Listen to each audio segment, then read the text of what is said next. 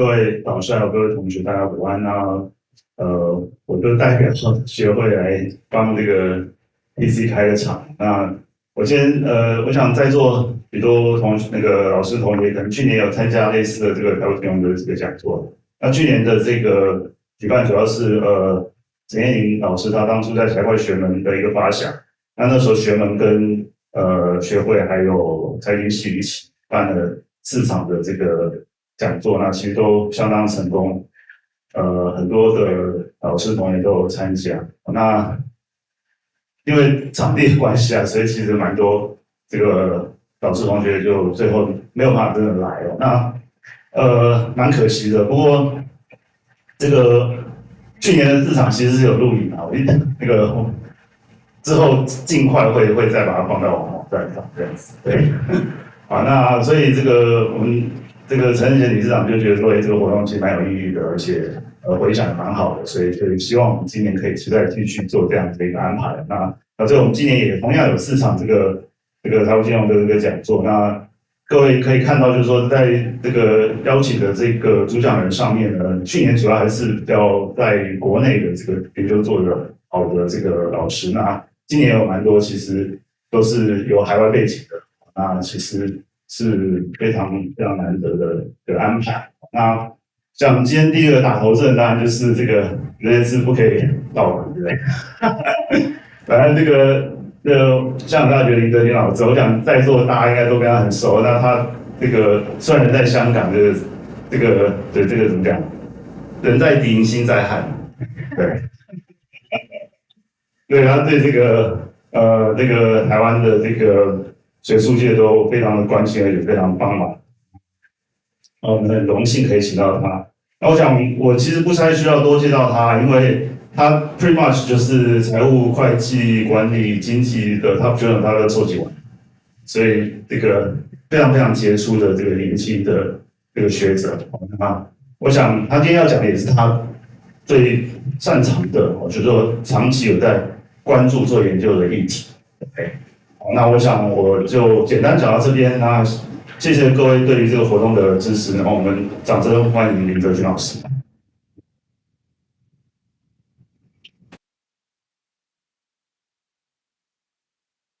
Okay. Thanks for the kind invitation and also the introduction. It's a great opportunity to share my research. The topic is about retail investors. So it's also a great opportunity for me to kind of reflect what I have been doing for the last 15 years. So this talk will be a collection of my papers on the retail investor study. Several papers. I'm going to guide you through what is my logic and what I'm interested in. Okay. So as you can see from the topic, the reason why I call it the logic of retail investors is actually simple. Because retail investors are a group of people demonstrating a collective stability from my sense. And because of that, there are several fascinating phenomena that interest me a lot, driving me to put almost all my effort, or I would say 70% of my effort in the last 15 years on their behavior. And it also comes from my personal experience. Let me show you why.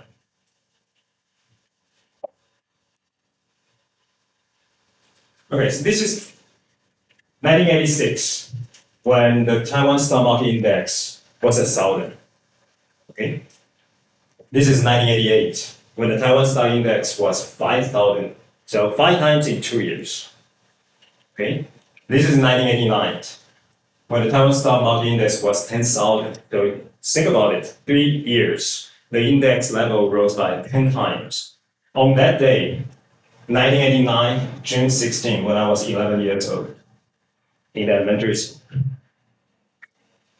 When I went to the classroom, my elementary school teacher, I noticed him that occasionally he was frozen when he was writing on the blackboard. I didn't know what's going on, but I only noticed that my teacher was frozen occasionally during the 15 minutes lecturing.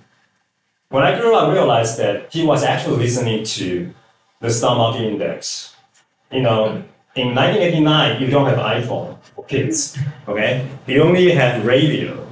Well, the radio, you are able to listen to the stock market prices. So it goes like this, like stock A, the current price is this level, and what's the transaction volume.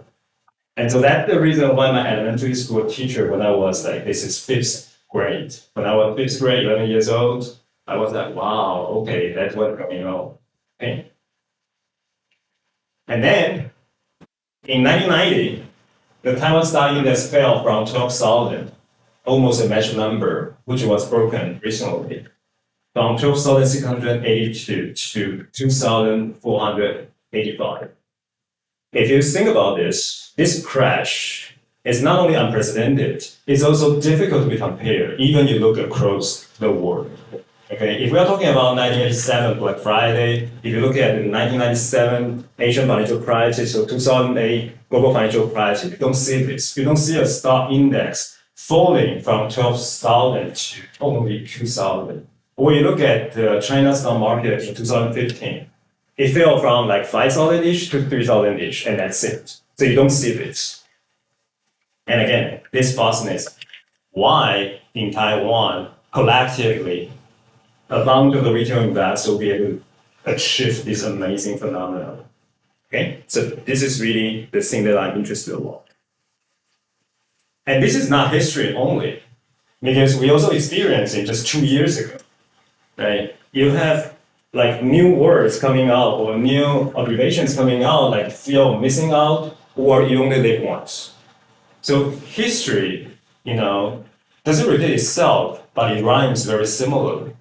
During the COVID period, when people were locked down at home, when there were abundant liquidity in the market, so you saw lots of the young people trading not only in the stock market, but also in crypto market. So they trade main stocks, they trade at Robinhood, and they trade all kinds of crypto assets from Bitcoins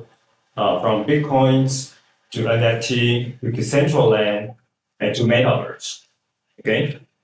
But who cares about the things that I just said now? Right? After last year, when Fed increased the interest rate from close to zero, now it's about 5%. All the assets, especially crypto assets, their price fell for good ones by 2/3, for bad ones, more than that. Okay? And in Taiwan, we have this, what do you call that? 航海王, One Piece, but not a One Piece. Okay, you see young people, experienced or just rookies, they were willing to dump all their money. It's like almost like meeting out all these companies, taking advantage of the logistic issue, making a lot of money. And look at the stock price of Evergreen, right? 10 years ago, 2 years ago, and now. So you see similar phenomenon. It went up like hell and then dropped again. Okay?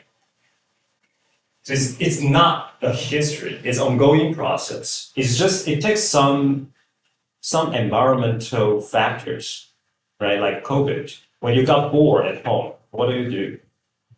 You can't go out. It's dangerous outside, right? And you are kind of the person looking for sensation, looking for excitement. What do? Well, you watch Netflix. That's why Netflix, their stock price went also very high. Okay, but other than that, like if you're tired of watching Netflix, so what do? You try to look for something that really touch your nerve. And what can touch your nerve? The gambling, the gains and losses, okay, the ups and the downs, right? And that partially explains why we see so many young people, especially young male, full of testosterone, looking for danger or risks. That's why they went online or went to Robinhood to trade. With or without financial knowledge, it doesn't really matter. As long as my friends told me that it's good to buy Evergreen, okay, then I'm going to all in. Because I'm only living once, okay, YOLO. Okay, so that's the thing. So this is not going to go away because human nature, our DNA, this is exactly how we are programmed to do. And because of this human nature, this psychological, sometimes even biological nature, it's going to lead some almost irrational behavior that can be rationally predicted. Okay? And that's what I do for a living. Okay? So for the remaining of the talk, so I'm going to guide you through, if you are not familiar with behavioral finance or retail investor study per se, this is really the summary that I believe the most interesting topics in this specific field. But the first point is that almost from all the data available, as long as you have retail investor account level data, whether it's from a brokerage firm or it's from the stock exchange, or it's from a different asset class like futures exchange or crypto assets, almost irrespective if you are from the US, you are white, you're from Asia, you are yellow, or you are in Europe, it doesn't really matter. The conclusion is that the majority of retail investors lose money. Okay? It could be 70%, it could be 80%. But what we know is that the majority of retail investors, they lose money. If you think about it, it's even worse than putting a monkey here, shooting a dart, and trying to make a decision to buy and sell. It's even worse than that. So it's even worse than random noise. Why? So that why is what I'm going to tell you. So there are several reasons from either the literature or from my own study. The first one is disposition effect, overconfidence, gambling preference, limited attention, low cognitive ability, and the final one, extrapolated beliefs. So these are the 6 factors. This is not like exhaustive list of the factors that why retail investors are losing money. These are just the 6 ones that I find myself very interested and also familiar with. Okay? So the reasons why retail investors are losing money. And the last point that I want to tell you is that, okay, after documenting retail investor losing money, after understanding retail investor, why do they lose money? What would be the consequences when retail investors lose money? Right? This is like, what's going on here? Why this is going on? And like, what will be the consequences? Okay, so let me take you back to almost like, how do you call that? Back to 25 years ago, when we first had the data to study retail investor behavior. Before Bauer and Odin, it was extremely difficult to understand whether retail investors perform well or worse. Because before Bauer and Odin, there was no data to tell us that whether one retail investor is making money or whether collapse of the retail investor, whether they're making money or not. Because no one is going to give you the data. So before 1998, there was no such research directly using the retail transaction to tell us that whether their transaction makes money. Okay?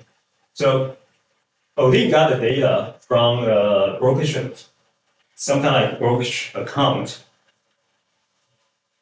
And when I was an assistant professor in 2010 or 11, I don't remember, I went to National University of Singapore to participate in this similar event. So management science at that point in time invited Bob and Odin to be their guest editors, trying to launch a new division in management science for behavioral economics and finance. So at that point in time, I went to the conference, I talked to Odin, and Odin more or less at the central stage sharing the story why he is the only one in the world getting the brokerage account data. He got close to 70,000 of the data. So Odin has a very fascinating career path. He got his first economic course at the age of 40. Before that, he was a taxi driver. He did all kinds of the jobs and then went to a PhD in finance at the age of 40. Okay, so he kind of got all kinds of the street smart. So when he decided that I'm going to study retail investor at my PhD dissertation, he realized that, oh, I need to get data. Otherwise, how can I tell a story about retail investor, their behavior? Why do they trade? How do they trade? Do they lose money, etc., etc.? So then he sent email to all the brokerage firms saying that, hey, I'm a PhD student. Can you share your client data to me? Of course, no one answered. Okay, for various obvious reasons.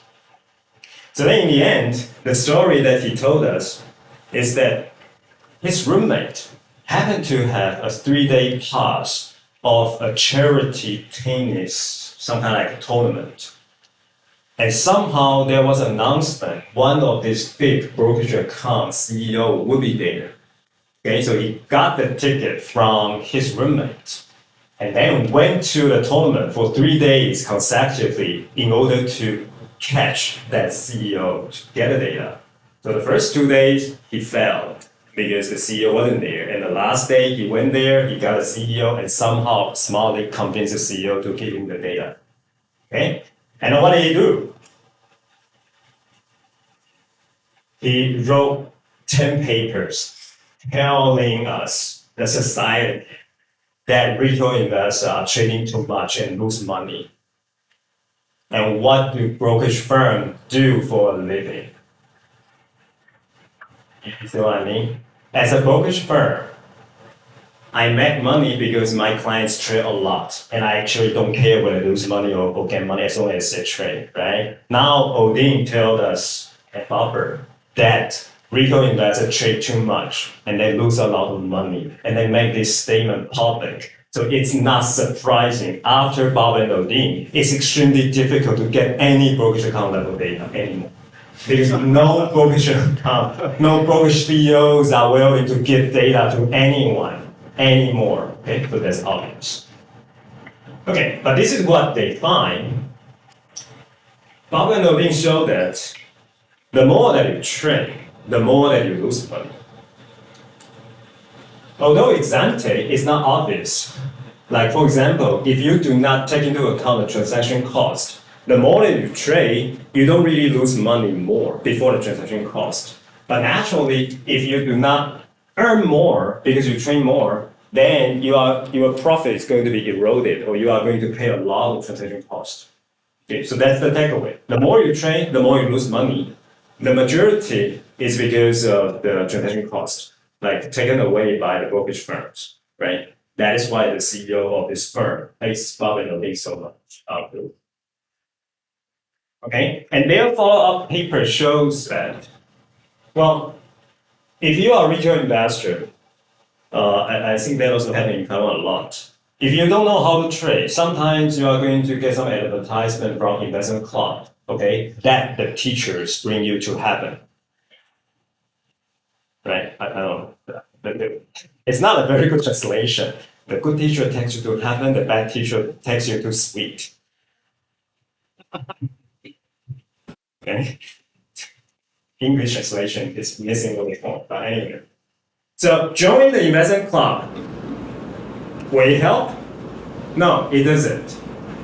Odin's result shows that if you join the investment club, which is similar as following a teacher, right? The performance is actually worse, not better, right? Like if you look at index fund, this is index fund's return on the left column, and this is individual investor, and this is those who join investment club. The before transaction cost and after transaction cost, it's actually even worse. But for those who are seeking help from the investment guru, it doesn't mean that they will be able to do a good job. Why? Because think about it. If I'm good at investment, I'm going to make money quietly instead of becoming an investment group. Right? I actually don't understand why so many people are following the so-called investment groups, because I mean, if you know private information, Econ 101 tells you that you should just profit quietly instead of telling everyone and getting the fees from your investment club member, right? That would be very stupid. But yeah. Anyway. Okay, so that's US evidence. Retail investors are losing money when they trade a lot, and then getting some kind of professional help will not make things right. Afterward, then we get evidence from Taiwan, good or bad, because this is really make Taiwan famous, at least in this particular field, because this will be really the first time that someone is able to access the entire stock market exchange level and then account level data. Okay, this is not from one particular online discount brokerage firm. This is from the entire Taiwan Stock Exchange, as if you are walking into a server, get all the data out. Okay, so this is evidence from Taiwan, from Barbara Lee, Liu, and Odin. So what do they find? They got the data from 1995 to 1999. During the era of 1995 to 1999, retail investors in Taiwan accounted 90% of the trading volume. Even up to today, retail investors still account for 60% of the trading volume. Taiwan is still dominated by retail investors. And this is very important. Why? Because if you are interested in knowing what kind of the psychological biases, biological attributes that are going to affect retail investors or affect investors' behavior, and that investor behavior or bias can be aggregated and shown in the stock price, you should come to Taiwan. That's the argument that I use for several of my papers. Because in US, before COVID, retail trading volume accounts only 15%, 15%. And if they are not marginal investors, their behavior are not going to drive the price, definitely not driving the price for the blue chip stocks. But that's not the case in Taiwan. Even for blue chip stocks like TSMC or even Evergreen, we have 60% of the trading volume coming from retail investors. As they collectively going nuts, they are able to push the price. Okay, so they could be the price setter. So if you are interested in seeing a particular behavioral bias is going to be shown in the stock price, you should come to Taiwan. Okay, so here, Barbara et al. 2009 RFS, they show that retail investors not only losing money, like majority of them losing money, the amount of money they lose is shocking, right? They lose 3.8% annually, which is equivalent to 2.2% of Taiwan GDP. Imagine that 2.2% of Taiwan GDP goes away because of the retail trading principle.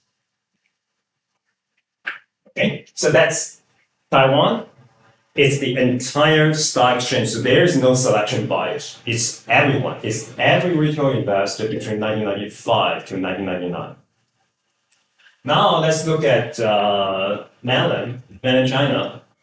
There are also papers showing that even retail investors in mainland China are also losing money, which is again not very surprised because during that era, the mainland Chinese stock markets are pretty similar to Taiwan stock market, and some of their institutional details are actually following Taiwan's rule because Taiwan's rule follow the US rule. So it's like chain effect.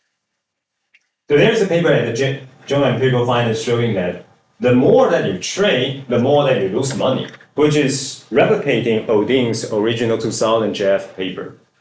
And not only that, they are also trying to separating retail account from small account, middle account, big account, and super big account. What they find is that only for this category of super big accounts, that you will be able to see that some retail investors, when they trade more, they actually make more money. So I asked some people in mainland China who are familiar with mainland stock market. If you are classified as a super big trading account, super big retail trading account, sometimes they are actually not retail investors. They are institutional investors, but they don't want to be subject to institutional trading rules. So they disguise themselves as retail investors. So they trade based on their retail account, but they are actually operating as if they are professional traders.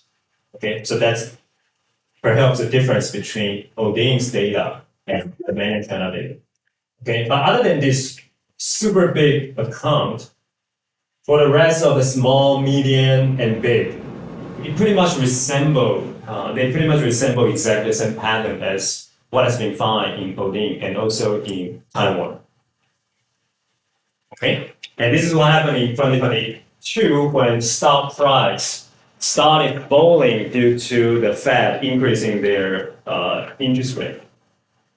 Okay, so there was a survey, right? And it's by CCTV, so it's still like authoritative and representative enough. The CCTV shows that 80% of retail investors, not just losing money, they are mentally not normal. Okay, so that's to a certain degree. Like, it's a huge amount of the number they try to survey. It's like, 706,000 of the surveyee. Okay, so it's a big sample, very little bias. 92%, 92.5% are in losses, which is not surprising because 2022 it was a super down market. So as long as you have long position, it's difficult to imagine that you are not losing money unless you short selling. And short selling is very difficult in mainland China. But it's not very surprising that 92%, more than 92% of retail investors are losing money during the times of the survey. Okay, what's shocking is that 80% are not normal mentally. That's a bit worrying. Okay. It's opposite in 2021 because, as I mentioned, in 2021 we have one piece and everything goes up in 2021. Okay, as long as it's an asset, like decent asset, okay, the price goes up. So in 2021, more than half of the retail investors, 54% of retail investors are making money, but everything got completely opposite in 2020. Okay. So that's the fact that I want to convey to you. Retail investors, majority of them, like 70, 80% of them are losing money if they continue trading in the stock market. And worse, the more that you trade, the more that you're likely to lose. Okay, you could be doing like learning by trading and such that improving your follow-up trading skills. That could be possible. Some people are good at learning from the past experience. So when you trade more, it's likely that you are also able to learn and become a better trader. But obviously, the majority of them are not like that. Okay? But then, the fact is that retail investors are losing money, which is not very surprising because when even you are not in finance, even you are not in retail investor study, you perhaps heard about it. Okay, the retail investors are losing money, and their money goes to professional traders, institutional investors, or insiders. Okay, but then, if we have such a representative sample, like in Taiwan, the entire stock market exchange, collectively, retail investors are losing 2.2 of Taiwan GDP. Now the next question is why? Why are they doing that? Why do they lose money? In what way they would be able to lose money? Right. So as I say, a non-exclusive list will be like these 6 reasons. So let me guide you through one by one. The first one is the disposition effect.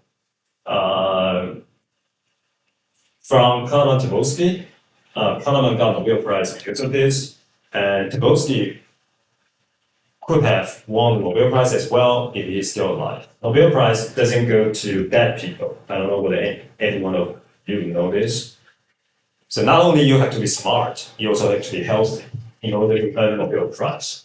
Okay, just get some exercise. Yeah, that's we are too late to earn the Nobel Prize, but we still have hope. Okay, disposition effect. What is it? Basically, in one sentence, people are more likely to sell the winners.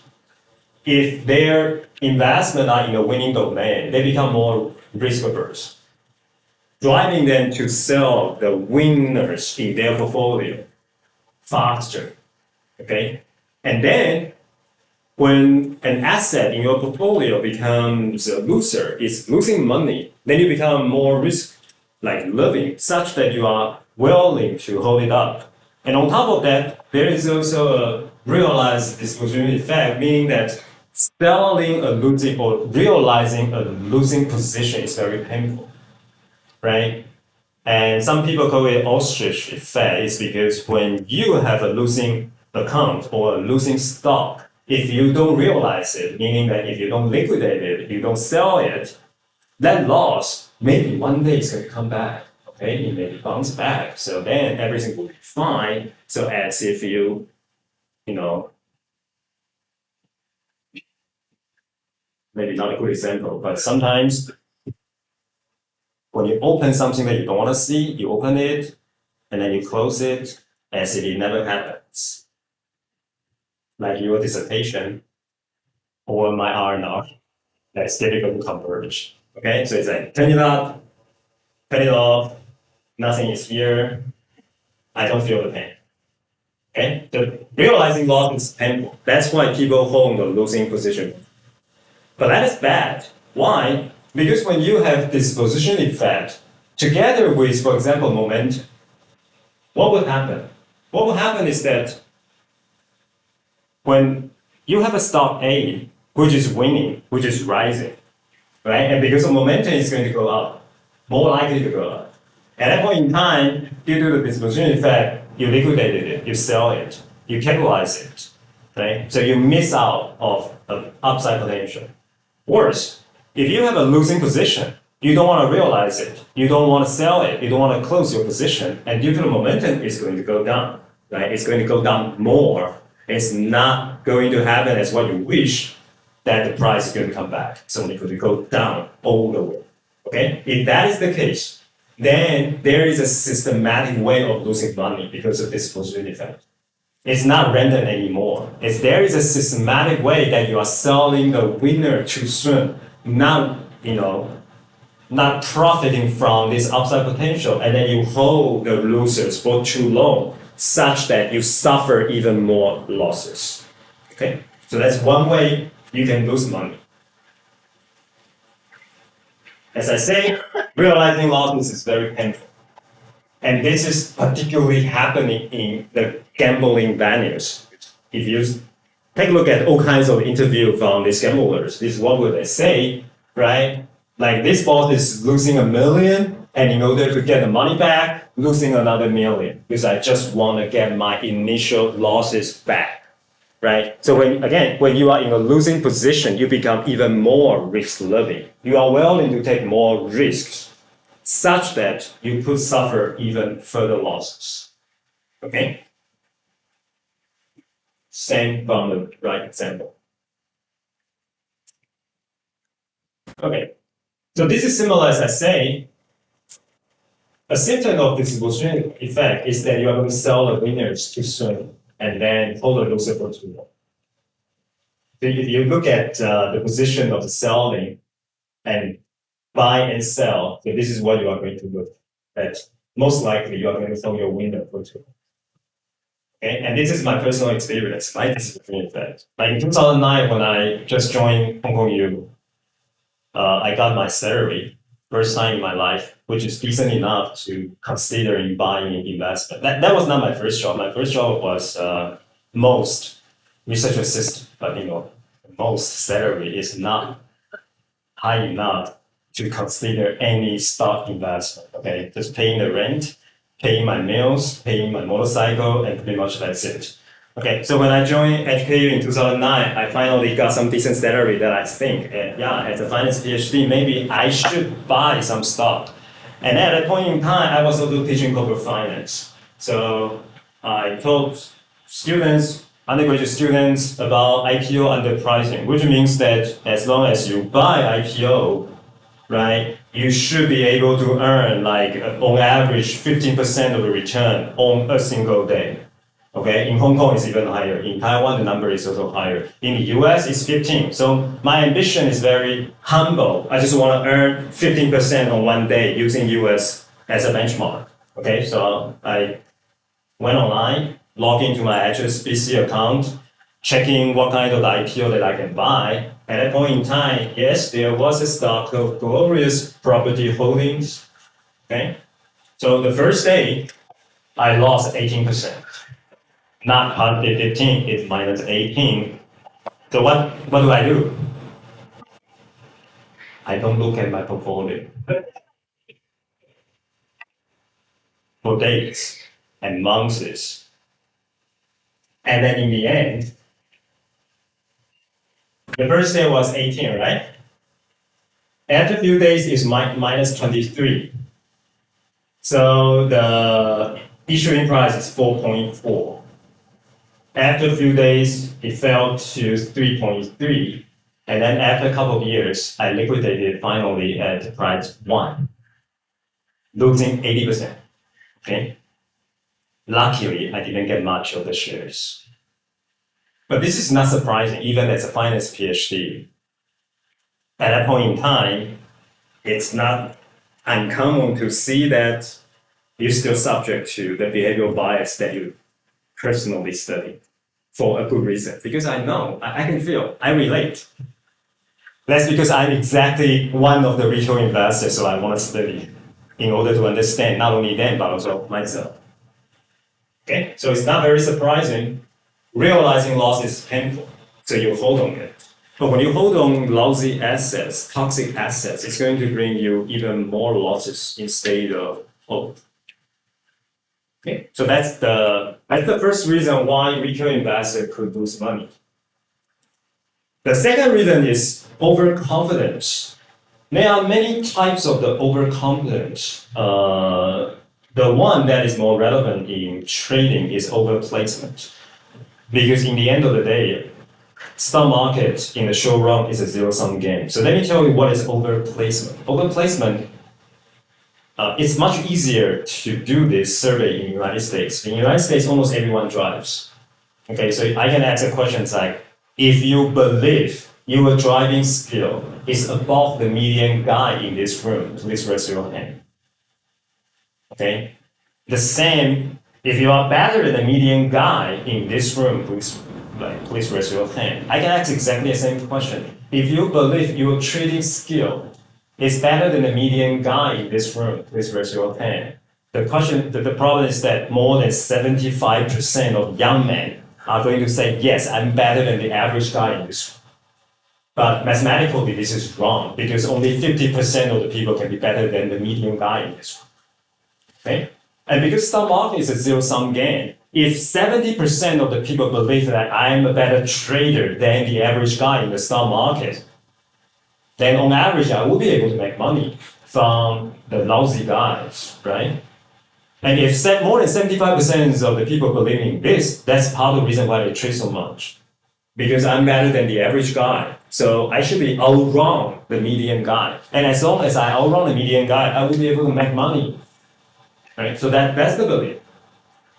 Okay? And even for young women, it's still like 67%. It's not median. So even as long as you are young, you tend to be overconfident in terms of the position among the peers in a particular step of the scale.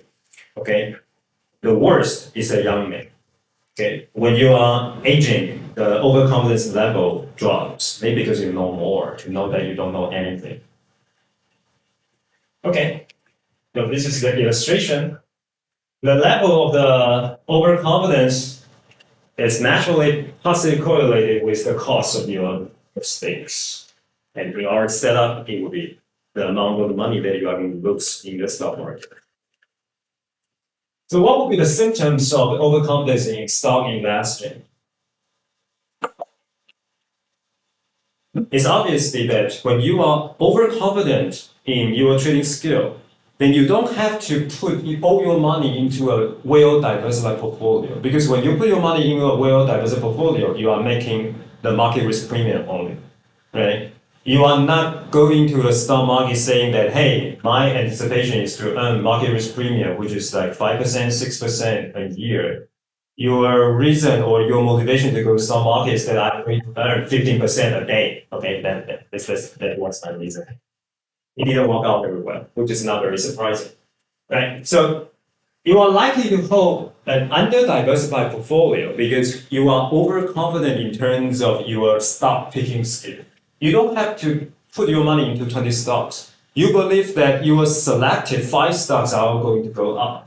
So you are going to put only like 2 stocks, 3 stocks, maybe up to 5 stocks in your portfolio. And that's exactly what's going on. Because when we have the retail investor account level data, the average number of stocks in the portfolio is usually 3 to 4.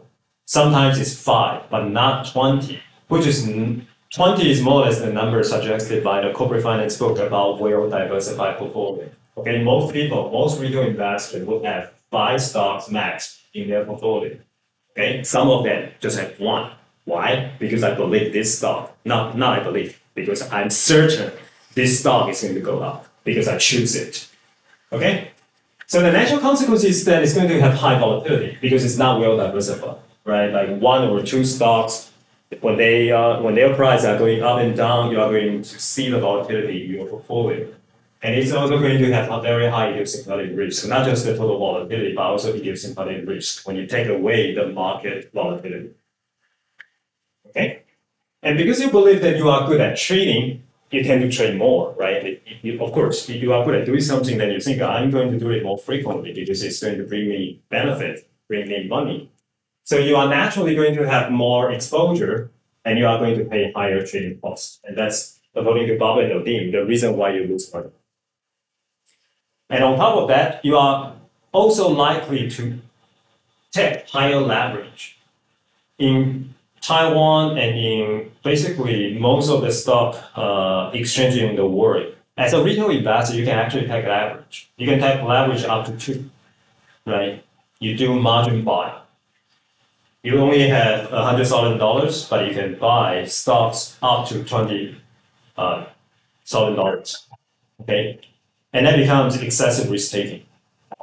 In China in 2015, the reason why they had such a stock market crash, partially because lots of the retail investors are taking leverage, not at the normal level 2 times. They are also taking other leverage by borrowing money from the broker direct. Okay, so that's kind of like semi-illegal, but at that point in time, when you believe that the stock price will go up, naturally you are not only going to owe in the money that you have, you are going to borrow money and owe in. Okay, so that's the excessive leverage taking, and that is bad because they're not only going to let you lose money, it's going to introduce a systemic risk.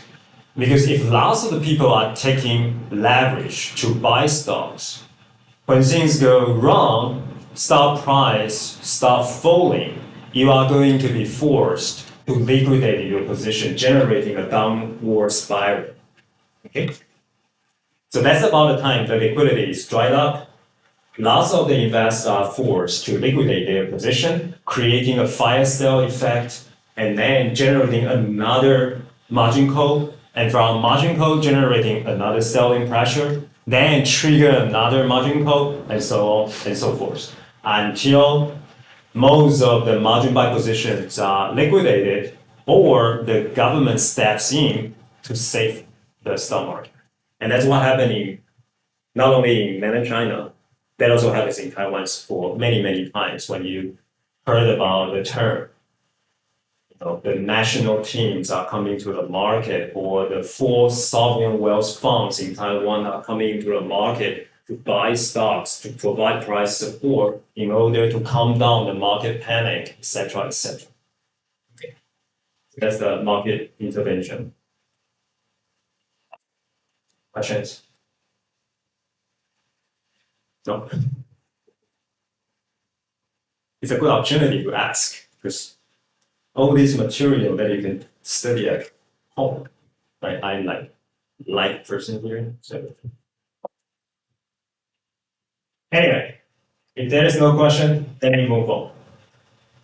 The third reason why retail investors are losing money, maybe not so much because they believe they are good, is that they just want to have fun or dream about getting rich overnight in the stock market, especially when gambling is illegal in most of the Asian countries, right? Like, this is the, I think this is funny, but this is very accurately represents some of the scenarios that we observe in the stock market, right? Like during COVID, this is really the outbreak of the COVID, February 6, 2020.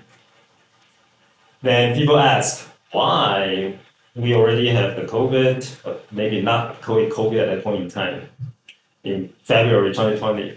I don't remember how people call it. But at that point in time, there is a mysterious whatever virus, then we had to lock down Wuhan. And then how come stock market still goes up? It's because Macau gambling casinos are shut down because of this focus. So people have to stay at home in gambling online, gambling at the stock market. Okay. Speaking about gambling, before sports gambling in Taiwan, Taiwan charity lottery was the only legal gamble. Okay, I don't know whether you are aware of this, but historically that's the reason. Gambling is still illegal in Taiwan. Only government will be able to organize like charity gambling, even including the sport gambling. Okay? No private gambling is allowed in Taiwan. So when you have this gambling desire, when you have the desire to become rich overnight, when you have the desire to just enjoy the sensation from taking other people's money, where are you going to go? Well, you go to the stock market. That's the only place where you can legally take other people's money into your pocket and feeling good and legal. Well, lottery is the same. Because the amount of money that you earn from winning a lottery is other people's money. Partially, that's why you feel good, because you are the only winner in town. Okay? So this is what we observed. This is what I observed. When Taiwan charity lottery was first time legal, it was 2002. And it was super popular. For this side of the audience, you are too young to know. You really have to queue in the lottery kiosk in order to get the ticket. You have to queue to get the lottery ticket. It sounds so crazy. Just like as crazy as I observed, you have to queue to get into Chanel in Hong Kong. It doesn't make any sense, but that's what's going on. Okay? You have to queue in order to get the lottery ticket. People are so eager at that point in time to get involved. Maybe because of the sensation, maybe because of the salience, maybe because of media coverage. During that era, as long as the lottery jackpot price is high, media covers it, right? And then the office are going to pile the money and send a representative to buy the lottery ticket and then get the lottery ticket, and everyone has to sign the back to as a proof that we collectively contribute to this ticket, as almost like team building behavior within the office. Okay, and that's the nightmare of the bosses.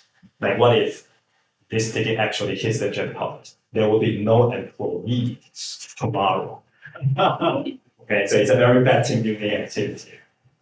It should be banned in the office by the boss. Okay, so lottery tickets. In Taiwan, we have historically three kinds of lottery tickets. What would happen is that if you are interested in studying do people gamble in the stock market, it's actually difficult. And that's my thesis. That's the question I would like to ask when I was an elementary school kid. Remember when I watched my elementary school teachers trading during the teaching hour, right? I'm not sure. It's almost like I'm sure that he is not investing, he is gambling. There is no way you will be able to teach elementary school kids at the same time as trading as an investment in the stock market. Okay, that's pure gambling. But that's just anecdotal evidence. This is one observation, my observation. So if you want to prove that gambling could be a motivation to trade in the stock market, and this is completely violation of all the econ theory, finance theory, right? If you think about Cochrane or whatever Muscolel, whatever textbook that you study, there will be no line, no standards telling you that the reason why people trade is for fun, for excitement, for gambling. Okay, this is completely violation of modern financial theories, whatever theories we're talking about. Okay. Then how do you prove that? Because it's so controversial. If you want to challenge the conventional theory, you have to provide a nice setup. And what I have in mind is that in Taiwan, all kinds of gamblings are illegal. The only legal gambling is lottery, is the charity lottery. So what I designed for the test is that If I'm able to show that when people are gambling in the lottery market, they are not going to gamble in the stock market because it's bringing you the same joy, same excitement, right? It's like Coca-Cola and Pepsi. If you drink a lot of Pepsi, someone provides you Coca-Cola, maybe you are going to say, hey, maybe I have enough. Okay, so on a particular day, if you are able to gamble a lot in the lottery market, maybe you are going to gamble less in the stock market. So are we able to observe a substitution effect between the lottery gamble and stock trading? If we are able to establish that simple negative correlation, we will be able to say something about whether trading in the stock market can be motivated by gambling. And that's what we do. We just collect the lottery jackpot data. And it's actually public. You can just go online, then collect all the jackpot size, and then all the jackpot drawing day. So what we do is that we look at jackpot drawing day, and then other days around this jackpot drawing day, look at what happened to the retail trading volume. If I'm able to show that retail trade less on the jackpot drawing day, then that will be a substitution effect, right? As if you drink more Pepsi, you don't drink Coke. Okay, so that's what we find. Day 0 is the large jackpot lottery drawing day. So large jackpot lottery is defined as higher than 500 million Taiwan dollars. Okay, so it's large enough to be covered by the media, to be noticed by everyone. It's not every lottery drawing day, it's a large jackpot lottery drawing day. So on that day, you are more likely to reveal your gambling desire in buying the lottery tickets instead of trading in the stock market. That's what we find. You see a U shape around the large jackpot lottery drawing day regarding the retail trading volume. And on top of that, it's not just the retail trading volume, it's the retail trading on lottery-like stocks, the stocks that are more resemble, a gamble. Stocks with low price level, stock with very high volatility, stocks with very high idiosyncratic skewness. Why is that? Because if you want to buy a stock to satisfy your gambling desire, you don't buy 中钢, it's like flat. Okay, and in Taiwan we call it what? 牛皮. It's not moving, and that's not gamble. For gamble, you need to buy a stock going like this. That will be fun, right? And if you go like this, then naturally it's going to have high volatility. And also, part of the reason that you want to gamble is because gamble has a small probability of large payoff, and that is going to induce a large skewness. So you are going to buy stocks with large skewness. Small probability of very large payoff. Like small probability, but it's going to hit the price upward limit very easily. Okay, you want to buy stocks like that. So that's what we find. When there is a large jackpot lottery drawing, retail trading on lottery type stocks are going to drop by close to 10%. And that's a lot. Economically, that's a lot. Which is also not surprising because that's what I observed from my elementary school. Okay, so that's gambling. That's the third. Sometimes you go to the stock market not so much because you rationally want to expose to the risk, do the risk sharing, arrow the blue type of the asset. Then you want to enjoy the cap and market risk premium by investing in the stock market. That's too complicated. The reason why I walk into the stock market, walk into a brokerage firm, download a Robinhood is because it's fun to do that. Okay? Fun. By having a dream to get rich. Fun by just seeing the, that scene jumps up and down. Okay? So it's for fun or for a dream. And you pay a price for fun and dream, which is not very surprising, right? You go to the movie theater, you pay a price for the ticket. You pay a price to become Iron Man for 2 hours, okay? And that's your dream. And you pay a price for a dream. You pay a price for a fun as well. So in a sense that if you lose a lot of money in the stock market, as if you lose a lot of money in the casinos, you know why you are losing money. For some people, they know they are going to lose money by visiting casinos because they know that because the odds are against them, right? The casinos are going to take money from them, but they are still going there for fun and for the drink, so they know that. Okay, so that's the third reason why retail investors are losing money. And again, I don't think this is just a Taiwan sample, although we use Taiwan to study it, but it's not just a Taiwan sample. You can observe all kinds of anecdotal evidence in US, in Europe, in mainland, in Korea, everywhere. It's just that in Taiwan, we happen to have these institutional details that allow us to pin down the causal relationship between lottery, jackpot gambling, and stock trading. Okay, and it's also the case that we have so many retail investors in Taiwan, so it's not too difficult to identify any behavioral bias that you wish to find, including gambling, desire in the stock market. Okay. No questions?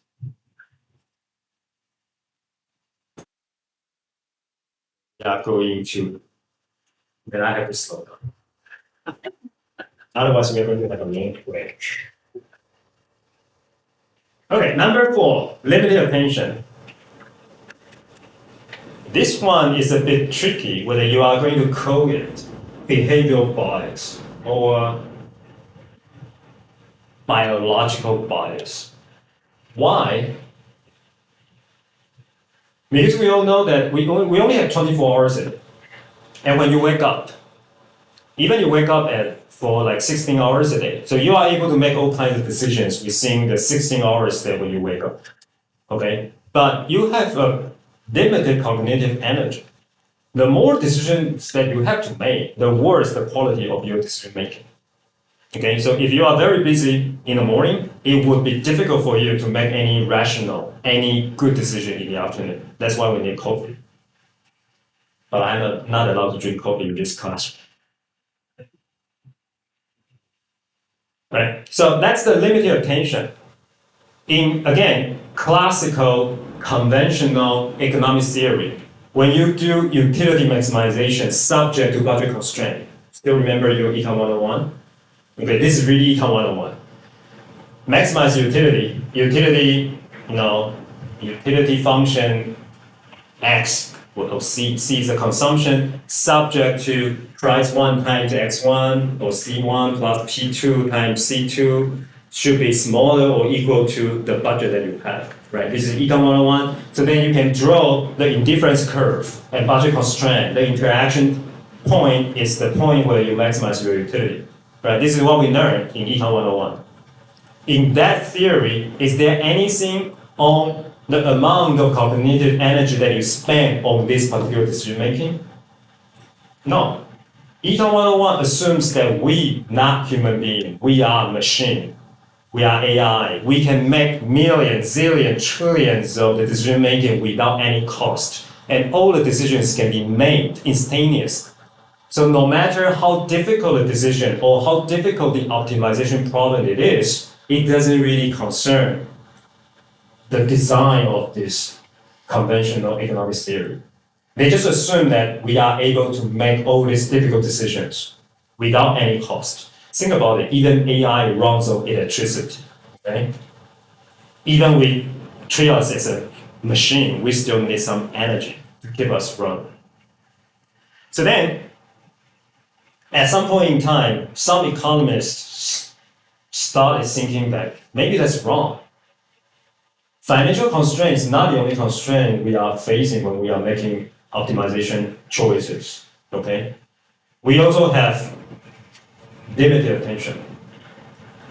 Again, everyone has 24 hours. If today you have to make 100 decisions, it's not going to happen, right? So then what you can do is that not only you have like utility, then you have a budget constraint. You can also have an attention constraint.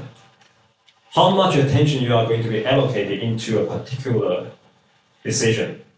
And all they sum up should be smaller or equal to the attention capacity that you have. Of course, this is very theoretical thinking because attention capacity is not the same as financial constraint. For financial constraint, we could have amount of money that we have, right? Like if you only have 30K as your monthly income, then you know your monthly decision making, your budget constraint is 30K. But what is our attention constraint? How are we going to quantify attention constraint, attention capacity, and how are we going to quantify how much money that we are, or how much attention we are going to allocate a particular decision making? Are we going to measure it at a minute? So it's kind of like difficult at an abstract level, but still, its implication is enormous. Okay, so there is a bunch of the theoretical argument you now based on limited attention, or we call it attention allocation, rational attention allocation. It is not psychological behavioral bias. It's because through the entire optimization process, we are still making rational decisions. The machinery is still rational. It's just that now we add one more budget constraint into it, and this budget is the attention. So it's not exactly behavioral bias. Okay? I would prefer to call it biological bias because now you have this biological limitation. So there's a bunch of the theoretical, like reading the top journal articles, econometric type of articles dedicated to how are we going to rationally allocate attention to all kinds of decision-making process. But if we want to take it to finance, take it to the retail investor study, it becomes also very intuitive and very simple. Why? If you believe that attention is limited, and there is no way we as retail investors, before we even make any purchase of the stock decision, we have to study, for example, in Taiwan, you have to study more than 1,500 of the stocks to decide which stock to buy, right? In US, it's 8,000 or 4,000, depending which year you are looking at. For now, it's at least 4,000 stocks. When you are first time stepping into the stock market, there are 4,000 stocks for you to buy. Which stock are you going to buy? Are you going to study all 4,000 stocks, download their 10K report, and read all of them, and then make a decision for your retirement when you are already retired at that point in time, right? So it's not going to happen. So what kind of stock are you going to buy? This is the question again asked by Odin, Bao and Odin again. They ask a very simple question. If there are 4,000 stocks for you to buy, which stock are you going to choose? Well, it's the one that captures your attention. Right? And what kind of stock that are going to capture your attention? Well, the one with recent very high volume. People are talking about it. People are buying it. People are trading it. These are the stocks that appear on the media. Okay? And these are the stocks that are going to capture your attention. It's not necessarily because they are good investment target. It's simply just, that's the one that glitters out of 4,000. Like as if you go to the beach, there are so many sands. But you're not going to pick up every one of them. You're going to pick up the one that glitters, that shines. Okay? So their title in their 2008 RFS paper, All That Glitters, Not Gold, is that they try to study what kind of the buying decisions, or what kind of factors that are going to affect investor buying decision. The first item they identify is a high volume, and this is what they show. This is sorted by the trading volume, the past trading volume of this particular stock. The higher the trading volume, the more likely retailers are going to buy it. Okay?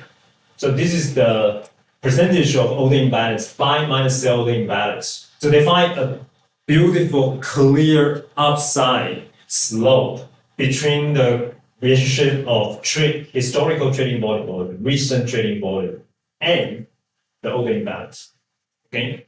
So retail investors are attracted to stocks that have very high recent trading volume, or they have very high extreme returns, extreme positive return or extreme negative return. For those who already went up a lot, that captures the attention of retail investors. For those who went down a lot, that also captures retail attention, which is not very surprising because sometimes if a stock already fell from 100 to 50, you might think this would be a good buy because it already fell so much. Okay? Or sometimes when the stock goes up from 100 to 200, you say, oh, this is really the stock that has the potential, so let me buy it. So Ding also shows that if you sold on the past return, okay, it's a beautiful U shape. The extreme return stocks capture the attention, of the retail investor. Okay. And it's exactly because of this limited attention. Some of the retail investors are going to be drawn to some kind of weird attention-grabbing event. For example, this is from China. When Obama was re-elected, and then there is a series of companies with O as an initial, like Alkerma. The price goes up by a few percentage. It doesn't make any sense. Okay? So again, there are thousands of stocks in the Chinese stock market. So as any attention-grabbing event, so at least of these 2,000 people talked about the attention-grabbing event of that particular stock itself. But if you move beyond, it could be even worse. It could be the attention-grabbing event, anything associated with this particular stock, and it has nothing to do with this stock per se, like Obama and Alkerma. It's fine, okay? Or Alma, yes. It doesn't make any sense, okay? Or like Mark Zuckerberg changed the Facebook name from Facebook to Meta, right? There's another company called Meta Materials. The stock price goes up, and it goes up a lot. We are talking about 25%. This is not just a mistake. This is attention grabbing, and then become self-fulfilling, right? The first few guys buying Meta Materials might be chasing a wrong rabbit, but the followers could be simply just joining the bandwagon rational and hoping to, since it's already going up and more and more money are going to be drawn, attracted to this particular stock, as long as I can jump off the ship before it's sinking, I can still make money. So this is rationally joining the band. Okay, and this one is even more scary because one day, Elon Musk tweets when Twitter is still Twitter, not X yet. Now Twitter is X. How are you going to say he tweets? Have you ever thought about it? Are you going to say he X's? Because we say he tweets, right? Like Elon Musk tweets, use Signal. Okay, what Elon Musk meant is that use an app called Signal. So Signal is an app. If you're interested, download it. It's a bit like WhatsApp. It's a bit like Line, but it's more encrypted. It's encryption is better. Okay, so Elon Musk, with a concern of whatever online security or someone is monitoring him, he said use Signal. So there is a company called Signal Advances. The stock price drops like this, from you can't even tell what's the price to close to $40. So we are not talking about like 25% of the increase. We're not talking about like 100% of the increase. We are talking about few thousands times of the increase. Okay, and it does not fall to the same level anymore. It actually falls to a level that is still like close to 10 times of the original price and stay there for a long while. So this is not just the attention grabbing. It's attention grabbing together with some kind of liquidity or visibility. So when this signal advances becomes visible to the stock traders, its value increases. That's the typical Omni-Hood argument when Omni-Hood studies all kinds of liquidity and visibility and how that can be a liquidity premium in the stock price. Okay? But this is not this is the third example that I gave to you, but this kind of example happens so many times. I just randomly grabbed 3 here. Okay? And this is the fourth example. I love this a lot. This is a Chinese talk show, stand-up comedy. His name is House. And one day, he gave a gig talking about his experience as a retail investor in the Chinese stock market. And then in the end of the day, he mentioned a stock, or he mentioned actually a stock ticker code 600759. Okay, and this is just a random gig. He wrote down the number randomly, not particularly promoting this company, but somehow this company price goes up by a few percentage to the extent this company needs to issue a statement saying that we have nothing to do with this talk show stand-up comedian, okay? And it's just a talk show, changes the stock price of a company, okay? If you're interested, it's actually a fun show to watch. Okay, just Google House or talk show or 600759. I watched it a couple of times, not because I'm preparing for this talk, it's because it's just funny to watch it. A house is gone. It's banned. Okay? It's banned for a political reason that if you're interested, you can Google. Okay? So what did he say? He said, I'm the king of the trader. I'm the legend of the A-share. Retail investor pay respect to me. Institutional investor go against me. CSRC investigate me. I'm going to bring the big fortune and then retire and give this secondary market few words. Okay? And this is what he mentioned. 600759. Okay? And this 600759 is ST 周记. Okay? Price goes up. And it's like, this is like ranked number one at the point in time in terms of the trending. But the prior example just tells you that the fun part of the retail investor study is that we are able to challenge a lot of the conventional wisdom, a lot of the traditional models that do not cover, including limited attention. If attention is not limited, before we make any investment decision as an investor, we are supposed to do all the research, all the homework. We should be able to know all the historical data, all the financial statements of all the company. Do you still remember pharma's weak form market efficiency? Semi-form, strong form, right? Pharma's weak form market efficiency, even the weakest one, is that no historical data will be able to predict stock return. Okay? And what does that mean? That means everyone should study all the historical data. I didn't. There is no way you will be able to study all the historical data before you step into the stock market. No way. No one did that, even not the professional trader. Right? So that is why limited attention to me is a very powerful argument. It's true. It's me, right? And it's everyone. So when you have the limited attention, naturally your attention will be drawn to some salient event. And that's what happened. That's what we saw. But now the question is that, okay, who cares? If attention doesn't mean better investment performance, then why should we pay attention to the stock market? We can just buy whatever attracts our attention, right? Or we could just buy whatever that we like.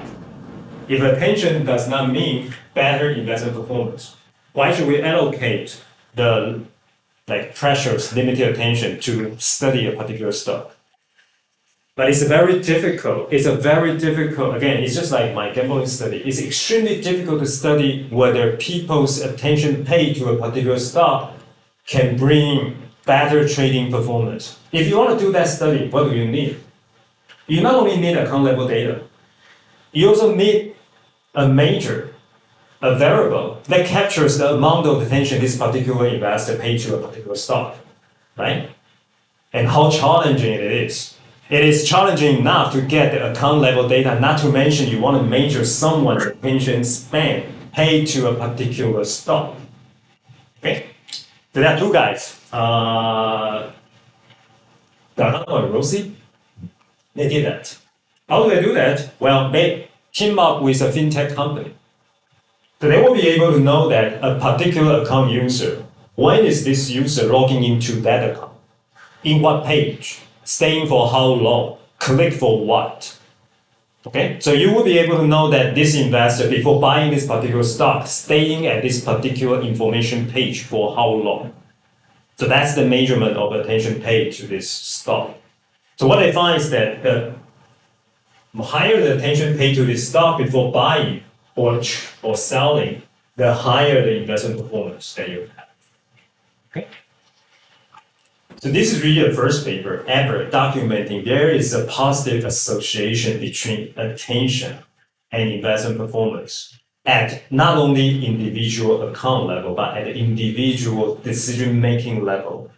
Before making this purchase decision, how much time I spent on at least the page.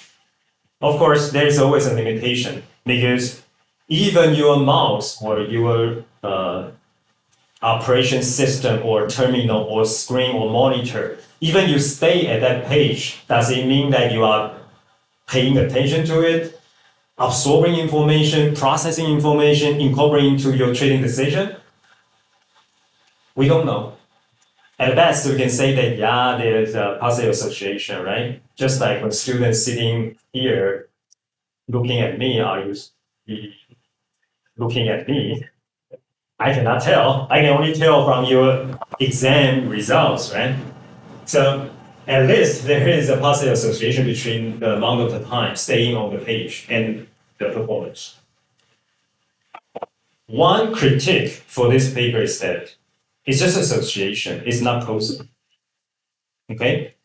It could be a particular type of investor, the small one, the good one.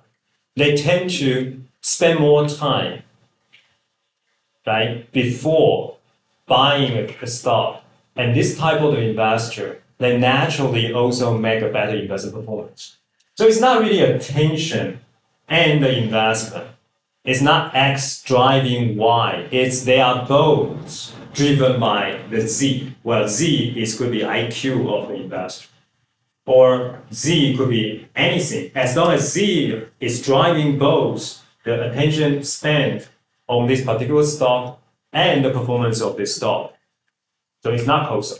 It's only the correlation. So they only run the correlation. So I have a paper with Zhiyong and Richard.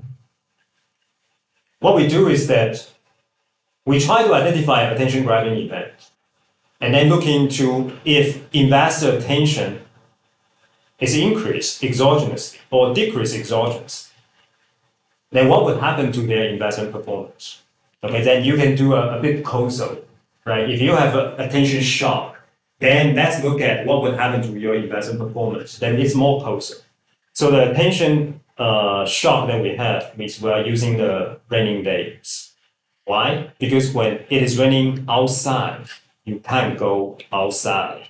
So you can only stay at home. It's a bit like COVID, but it's more normal than COVID. Because COVID is a bit extreme situation when you are locked down at home.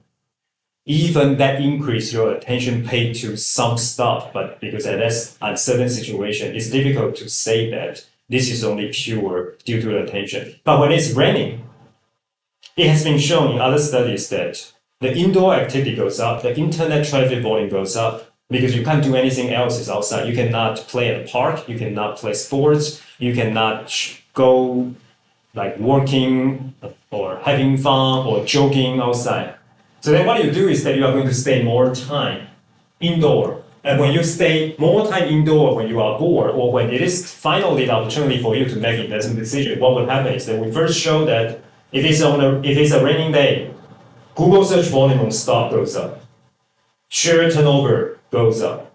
So people indeed trade more, pay more attention to the stock market. And then we use another data set to show that retail performance is better during the raining day. So it's providing a kind of companion result to Gargano and Rossi to show that there is a causal relationship between attention paid to the stock market and the investment performance. Okay? So it's what I say. It's a paper by Richard, my colleagues Shiyang and Zhiyong. So what we do is that we just look at raining and how raining is contributing to the retail investor performance. Our paper also has limitation because we don't have account level data at the location with location information. Right? Even Barbara, Leo, and Odin, 2009 RFS, they don't have location data because it's too sensitive. So what we have is that it's not at the account level, it's at every brokerage firm's branch. We observe retail aggregated buy, sell, average price, and the number of the buys or the value of the buys at each brokerage firm's branch. And we know the branch's location. So we will be able to distinguish if in this region, it's raining, and there are several broker branches, like 元大证券叉叉分行, okay? And then we are able to observe that in that particular branch, in a particular stock, for example, Evergreen, the aggregate retail investor are buying how much at what price of this. So we will be able to use that as a way to measure the average retail investor performance, at least at stock branch level. So we will be able to incorporate the raining data into that stock branch level and to find the causal correlation between the first one, the Google search volume, and also the turnover and the performance of this retail investor. Okay, so that's exogenous attention shock to the investment performance. So the takeaway is that if you are interested in investing in stocks, you should pay attention to it. Do your homework. Even you don't believe weak form market efficiency, but paying more attention still provides you certain benefit. Because you don't have to outrun everyone, you just have to outrun the median guy, the median retail investor in the stock market, and most of them, they do not pay attention. Okay? Questions before we take a break? Let's continue. We still have to why. Like, why do retail investors lose money in the stock market? This one is more brutal. It's a bit sorry, but cognitive ability, or you can also call it IQ, has been shown as an important driver where the investor will be able to make money. Actually, Greenblatt and Kalahari, they wrote several papers using IQ data. When I read their paper, it reminds me of my undergraduate study, because Finland is pretty much the same as in Taiwan. The reason why they could have IQ data, Mark Greenblatt and Matti Kalahari, they got Finnish middle-aged men's IQ data for one channel, which is the military office IQ exam. Okay, people around my age, about 45, will know this. I think it's in my last year of my undergraduate study. Every male, if you are qualified to serve as a military officer, you are going to join the military officer exam. Okay, if you are from the social science, there are like several exams you're going to take, including IQ test. Your IQ has to be above 100 in order to qualify to be a military officer. Otherwise, you can only be a soldier. Okay? So in Taiwan, theoretically, if the Ministry of Defense keeps all the IQ test data, in theory, we will be able to do exactly what they do. So what they are doing is that they get the IQ data from their Ministry of Defense with ID, and they link their ID to their investment portfolio data, because it's Nordic country. So they basically make everything public. As long as you apply, pass all kinds of the confidentiality agreement, etc., etc., so you will be able to link these two very interesting data sets, IQ and your investment choices. Okay, so first of all, Greenblatt, they wrote a paper on how whether high IQ people are more willing to participate in the stock market. So this is to address why there is a limited stock market participation puzzle. Because again, in the Arrow Debreu world, everyone should join the stock market in order to do the risk sharing. Okay, it's an insurance scheme. You have human capital and then you get financial capital. So everyone should join the stock market for risk sharing. However, even nowadays, let's say in the United States, still half of the people are participating in the stock market directly and indirectly. Okay, not everyone is participating in the stock market. Not everyone is enjoying this market growth or market risk premium. Why? It has been a puzzle, and then lots of the financial economists and including economists themselves, are trying to understand it. So Greenblatt and Kalahau, they came to this literature and saying that maybe it is because of IQ. So smart people, they understand this game, so they are more willing to participate in the stock market. So that's one top journal article, okay, just stock market participation. Second top journal article is this one, it's the IQ and investment performance, okay? So there is a very clear positive coefficient between IQ and your investment performance. So that's why I say this is, again, this is biological. It's not even behavioral finance. This is almost biological finance, okay? The IQ is biological. IQ is not behavioral or psychological.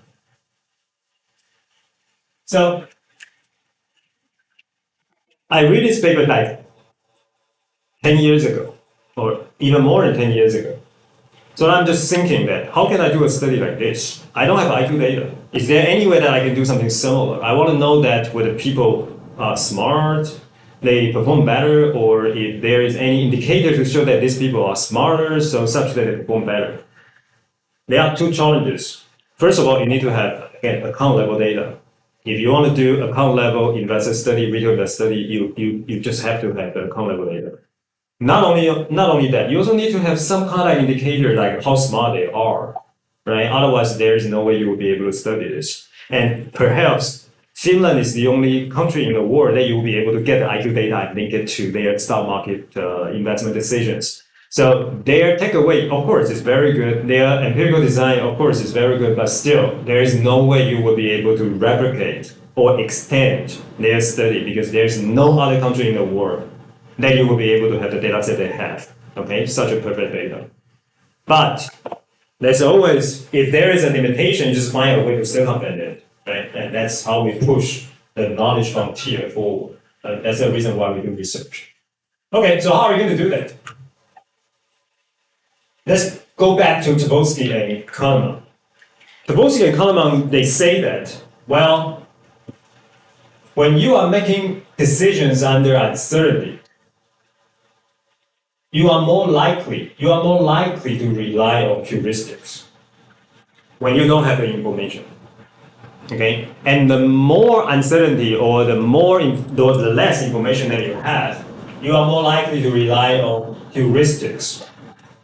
And one type of the heuristics is the numerological preference. It's like there is a certain number that you like, and you are going to rely on that to do your investment decision. And that's actually an indication of how smart you are, okay?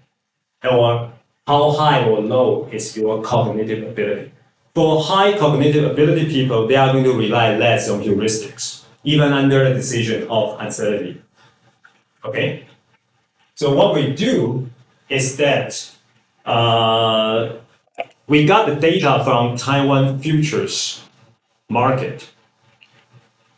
This one is even better than the Barber, Leo, and Odin 2009 because we not only have the transaction, we also have the order submission. So we know what account submits what order at what price at what time. Okay? And this account has an ID. So although this is not stock level data, it's an index futures data. But the nice thing is that we know precisely which account does what. So we know this account is submitting all these orders in the last year. And all these orders are buy order or sell order. And these orders are submitted at what price? It's a market order or it's a limit order. Market order means that I'm going to buy at whatever price it is. So I don't have to specify a price that I'm willing to buy. Limit order is that this is the maximum price I'm willing to buy. So you have to specify a the number. You have to key in the number. Okay? And remember, when I say that if you don't know anything, if you are making decision under uncertainty, the less information and then the less ability that you have, you are going to rely more on heuristics. And numerical heuristic is also a type of heuristics. So when you don't know anything and you are still trading, it is likely for low cognitive ability people, they are going to choose limit orders with a particular number, a particular numerological preference. Okay? And this is really the most beautiful pattern I ever discovered in my research career. When we look at the limit orders for Taiwan index futures, the Taiwan index usually spans from like as low as like 2000 in the 1990 up to right now, 6,000, dropped back to 40,000-ish. So during our simple period, from 2002 to 2008, the Taiwan index level is around 3,000 to 8,000, 9,000. Okay. Then when you look at all the limit orders submitted by retail investors and look at the last two digits, just last two digits, usually within a day, index level will not fluctuate more than 2 digits. It's rare the index fluctuate more than 3 digits. So when you look at the last two digits, it's more or less enough within a day. Then when you look at the last two digits, other things being equal, because we have so many trading days, so many different investors. We are talking about all the index traders and index future traders, all the retailers, all the institutional investors submitted 100 millions of the orders in our sample period, 100 million orders submitted during our sample period. Other things being equal, you should anticipate all the limit orders looking into the last two digits. It should be uniformly distributed from 00 to 99 with each one of them 1%. Because when we are talking about 100 million orders, the law of large numbers should tell us that it should be uniformly distributed. Because the index level goes up and down across all the different levels, right? So it makes sense to have like uniform distribution. Each one of the last two digits has 1% of the share of the limit orders. But it's not the case. What happened is that you see 0, 0, multiple of 100 accounts for almost 4% of all the limit orders submitted. What does that mean? That means a lot of the retail investors, when they submit their limit order, they kind of run it up or run it down. Okay? Why are they doing this? Because they are relying on heuristics. When they don't know what number to put into their limit order, they just 8,200. Okay? And this is what happened. And what is the next rounded number? 50s. Okay? Then you see the multiple of the 50s accounts for close to 3%, or slightly above the 3%.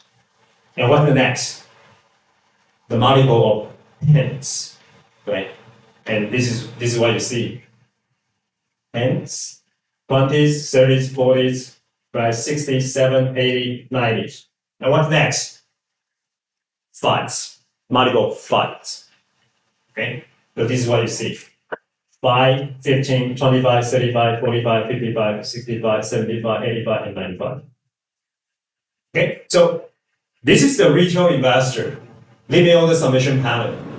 So when I look at this, around 2012, or this figure was 10 years old. Then this one is the institutional investor. So you don't really see it. Well, you still see the pattern, but it's much, much flatter compared with the retail investor. And because we have each account level, right? We know a particular account, we know the account ID. We don't know who is this guy, but we know the ID. The ID remains the same during our simple period. So we are able to construct an index. To what extent this guy relies on ground number heuristic. I could look at this guy's last year all the limit order submission, right? For example, if this guy submits 100 orders, 100 limit orders, but maybe 30 limit orders are submitted clustered at the 00 or 50. So then we know this guy has a strong ground number numerical preference. And why do we have a numerical preference? Again, back to Tversky and Kahneman. We kind of like interpret it as you don't know much. That's why you rely on this ground number heuristic. Okay, so we are able to construct at an account level, look into what happened to the last year, your limit order submission behavior, to what extent you rely on ground number heuristic, and we classify you as a low cognitive ability people when you have high wrong number submission ratio in your limit order. And let's look at what happened to your performance this year. Okay, so we use last year, how stupid you are, to test what's your performance this year. Okay, and that's what we find. We find, again, it's almost like it's the way we present this is basically copy Greenblatt and Kalahari. Because we want to do is we use our own round number heuristic index as an alternative proxy for IQ. The high IQ guy, they will rely less on round number heuristic. The low IQ guy, they are going to rely more on the round number heuristic. So the low IQ guy, they are going to perform worse if Greenblatt and Kalahari are right. Okay, and that's exactly what we found. Those who are who submit more limit orders at the wrong number in the last year, they are going to perform worse this year, whether this is a same day return or 1 day return or 5 day return for orders they submit. And this, for orders they submit, are not limited to the wrong number limit orders they submit. It's all the orders they submit. Whether it's wrong number or non-wrong number or market order, they all underperform. So we use wrong limit number submission as a way to identify how smart they are. But look at all their orders submitted and look into how good is their performance. And there is a nice correlation between the two. Okay, so that's the cognitive ability, which is it's almost like it should be the first thing that comes to your mind, or at least to me. It's like, are you going to lose money or make money in the stock market? Of course, it depends on how smart you are. And how smart you are depends, it's kind of like, it determines lots of stuff. Like how good you are going to gather information, process the information, and your trading strategy. Naturally, IQ determines lots of this, so it's not surprising IQ is related or actually determines the investment performance. Okay, it's just extremely difficult to get the data both having IQ and having investment performance. Okay, our paper is like finding a way to circumvent it. But we are still a little bit special because we happen to have Taiwan index futures data set. But we are not the only team in Taiwan having this data set. There are actually lots of the team in Taiwan having this data set. Taiwan index futures data. 15 years ago, as long as you wrote a proposal to Taiwan Future Exchange saying that I'm going to do this study, they were happy to share data to most of the scholars in Taiwan until Taiwan passing this Privacy Protection Act, it becomes much more difficult. So there was a time, no law, no regulation, as long as you are willing to provide some help to the data holders, like Taiwan Stock Exchange or Taiwan Futures Exchange or whatever banks that you know, you are able to get the data. But after this Privacy Protection Act, it becomes extremely difficult. Even you have something like social network, talk to the CEO, for example, the manager could be your EMBA student, and then via that, you might be able to get the data. But unfortunately, the legal is going to jump in and cut the deal. And that will happen to me because my colleagues and I, we actually visit one of the brokerage firm for multiple times, and the manager says yes, the general manager says yes, the CEO is fine with it, but then the legal jumps in and say, no way, we are not going to do that. There is no benefit for our company. If you think about it, yeah, there is only risk, but no benefit for the brokerage firm, right? They share the client data to the scholars. Scholars could write papers like Odin saying that a particular brokerage firm in Taiwan, their clients are making all stupid decisions, losing a lot of money, and then the brokerage firm make a lot of money. Like no brokerage firm is willing to do that. Even their CEO is willing to do that. The legal is going to come out saying that the potential legal risk of violating Privacy Protection Act is too large for us to do any social good to the scholars. But let tie turns a little bit after the concept of big data, open government, and thanks several scholars hardworking, now we can actually access the tax filing data in Taiwan. From tax filing data in Taiwan and even the national health insurance data in Taiwan, we are actually able to do something. Not exactly the same as this detail level data, but with the tax filing, you will be able to know which account earns, which household earns how much, holding what stock, earning how much dividend, etc., etc. Okay, so there is a possibility, and see it. Okay. Okay, so from this, so after we do all this stuff, like this stuff, okay, we send this paper to RFS. Got an R&R. Super excited. One of the comments from the referee is that, hey, can you tell me why number 4 has the lowest ratio and number 8 has the highest ratio after all these wrong numbers? I was like, I noticed that, but I don't think anyone would be interested in this numerical superstition. But our RFS referee happened to raise this question. And almost exactly at the same time, my co-author, Ugo Balachaya at HKUST, sent me an email after reading my paper saying that, hey, TC, we should work on a paper, which is we should study whether people's superstition level would affect their investment performance. I said, hey, Ugo, I know exactly what you want. This is what we can do, blah, blah, blah, blah, blah, blah. And then it becomes a major science paper after 2 years. Okay, so this is what happened. Numerical superstition. This is China Olympics game, 2008. No hope for this seat to know this. China opened this Beijing Olympics in 2008, August the 8th. 8 p.m., 8 minutes, 8 seconds, etc., etc. Okay? It's Olympic game, and they still do it this way. This is the elevator of my PhD student who is the co-author of this paper. Like, this is where she lived.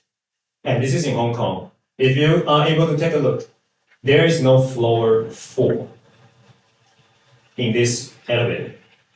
And there is no floor 14. Okay? In extreme case, in Hong Kong, not only there is no floor 4, there is no floor number 13. There is no floor 14, no floor 24, no floor 34, no floor for entire 40s. Okay, floor 39, the next one is floor 50. So sometimes when you tell people that I actually live at floor 62, it's not that high because a lot of stuff are missing. Okay, it's like at least 15 floors missing. Even you live at 62, you have to deduct it by 15. Okay? So that's how superstition the society of Hong Kong.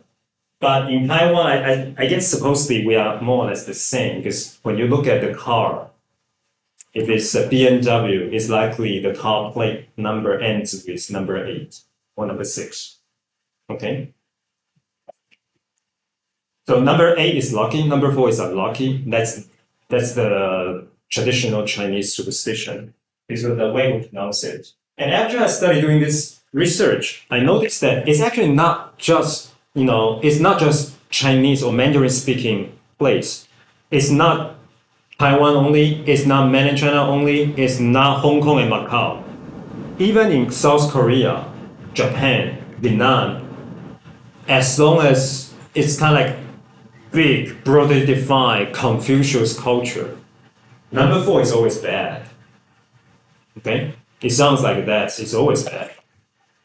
So when we submit this paper to journals, we try to convince the readers and the editors saying that, hey, this is not just a bunch of Taiwanese superstitious investors and they are underperformers. You can apply this to the entire East and East-South Asia culture.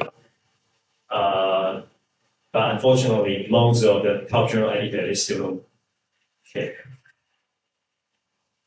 Okay.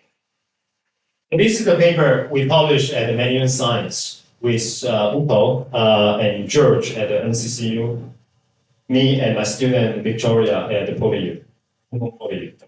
Okay, so this is what happened. If you do not look at the last two digits, you just look at the last digit, it will be much more clear for you to see, right? If you look at the last digit from 10 to 9, again, it's supposed to be uniform, but it's not because 0 has the highest. It's not 10%, it's 25%. 5, again, not 10%, it's 15%. Then, after 10 and 5, the third one is the 8. The last one, the 10th one, is the 4. Okay, so we are able to construct, again, a superstitious index at account level. If you have more orders submitted at 8, and then fewer orders submitted at 4, so the ratio that you submit at 8 over your total order submission, limit order submission, minus like the lower or the fewer the limit order that you submit ending at digit 4, that means you are a superstitious investor. When you submit limit order, you try to make your last digit 8, and you are trying to avoid using the last digit 4 in your order submission, hoping to have good luck.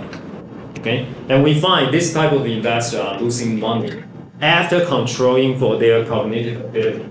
Because we already have a paper at RFS looking at a wrong number heuristic. Naturally, in the follow-up paper, we have to control for this wrong number heuristic. But still, after controlling for this, we find that superstitious investors, they tend to lose money in the futures investment. And then this paper is published at Management Science in 2018, in August, volume 64, which is A squared, in issue 8. I don't know if Management Science did this on purpose, but I did not notice it after like 2 years. I think I noticed this in 2020 or whatever. Then I immediately sent this to all my courses saying that this is crazy. It's almost spooky. You write a superstitious paper and the Management Science published with order 8. And it's not order 4, but whatever. Okay. And we are not the only one doing this. At exactly almost the same time, David Hirschlafer, like one of the big guys in finance, or also behavioral finance, he almost wrote the same paper as I do with different context. So what their team looks at is China IPO. So in China, you are going to get a listing code when you are having the IPO. And so it's more or less the same as Taiwan's listing codes. It's not the US. US has a ticker, right? And in Taiwan, in Hong Kong, in China, the stock market has the listing codes instead of listing ticker. In Taiwan, it's a bit special. In Taiwan, the listing codes depends on which industry you are coming from. So if you are electronics, it starts with 2, right? If it's other industry, it starts a specific number. So it's slightly more difficult to pick up the number. But in China, they don't do it particularly following the industry rule. So what Hirschlafer they are trying to do is that if you have a lucky listing codes, what would happen? You a retail investor going to perceive this is going to be lucky investment, lucky IPO, because you have a lucky listing codes. So I should just buy.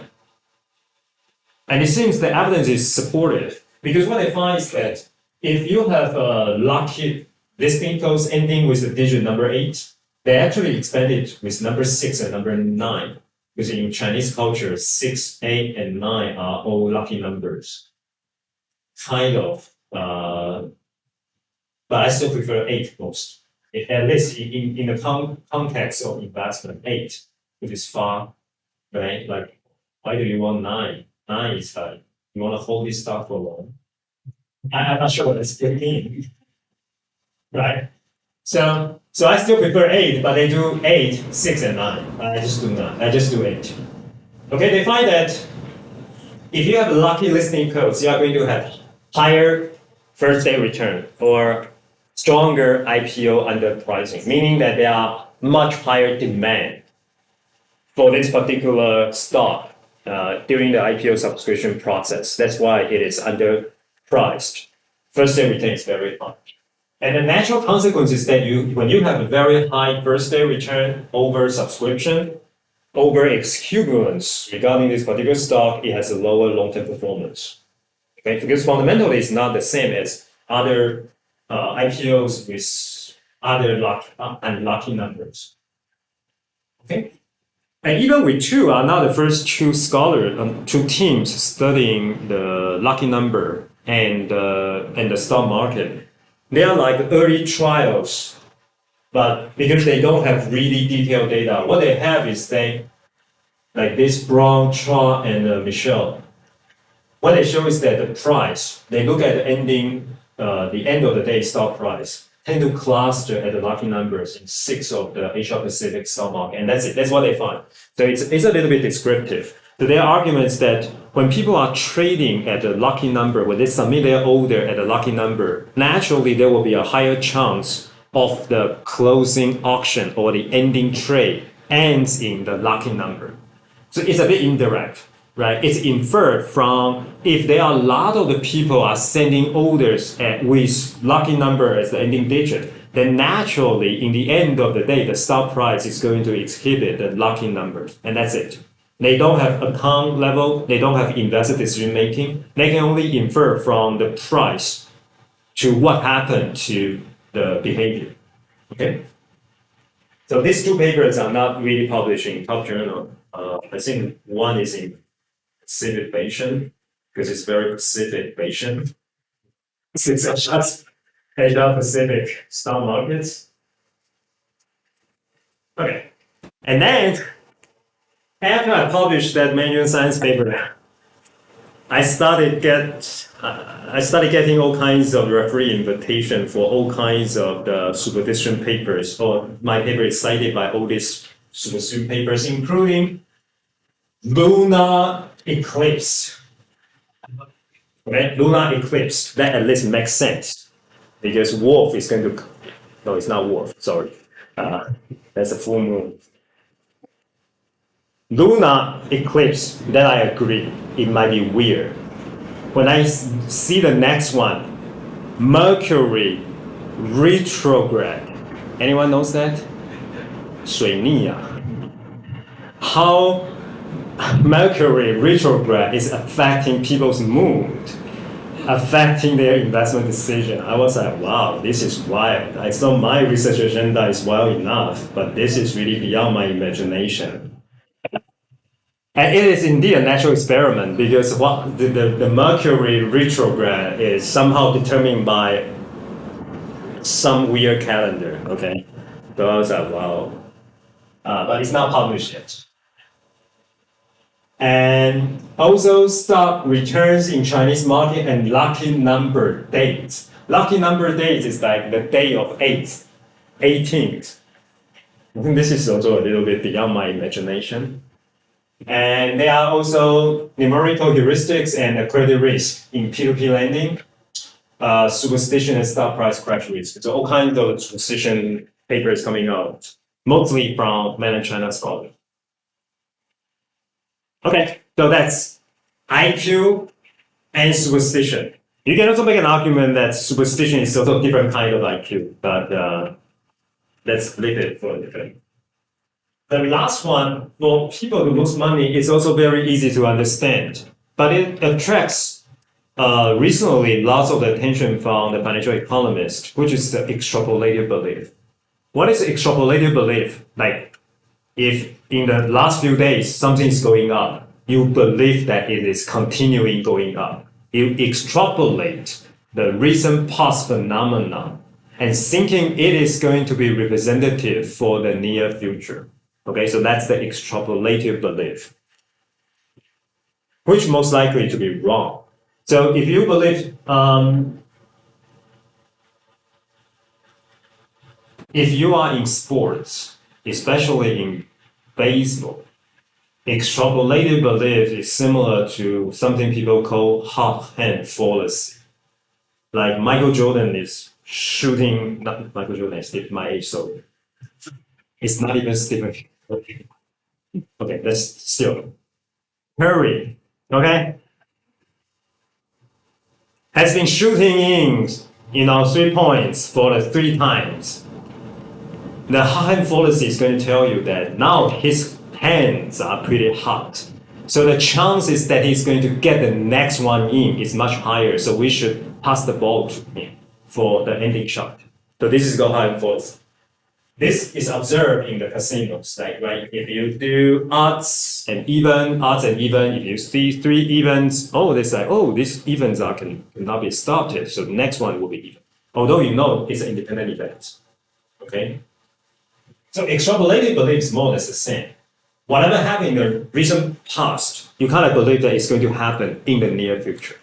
If a stock price is going up, you extrapolate that to the future. Put too much weight to the recent phenomenon. Put too little weight to the distant phenomenon. Okay, so it's a bit like weighting scheme. When you put too much weight in the recent, that is how you extrapolate recent phenomena into the future. Okay, so there are several papers on this, and starting from Andrew Schleifer, the editor of the Future AE. Okay, so he has Nick Barbaris at Yale, like super big name in behavioral finance, and the student Lawrence Jing. He used to be at Caltech. I don't remember Lawrence, where's Lawrence? So their paper shows that people tend to extrapolate good news about the fundamentals, and this will trigger price bubbles. So in the Barbaris et al. 2018 GFE is more like a modeling, and modeling for the macroeconomics or modeling for the entire stock markets. So when you extrapolate good news, recent good news, and then factoring into your belief system, you are going to form a more bright picture about the stock market. And this is how bubble is formed. It's almost like a feedback loop, right? Good past, and you believe it's going to continue because you extrapolate that the good past is going to be repeated in the near future, and then you jump in. And when more people jump in, and it becomes a self-fulfilling prophecy, and then more people jump in to extrapolate and to keep this snowball going and becoming a big asset bubble. Okay, they use this to explain the asset bubble. And then the same Lawrence Jing team up with Da Zhi and I don't remember her first name. Huang Xing. Okay, so they look at the more micro level. So the first paper is at macro level, talking about theoretical prediction about the asset bubble. And the other paper look into more micro level because they get the data from a website that you are able to see how people rank the performance of the 10 stocks. And this ranking is very largely affected by the recent performance of these 10 stocks.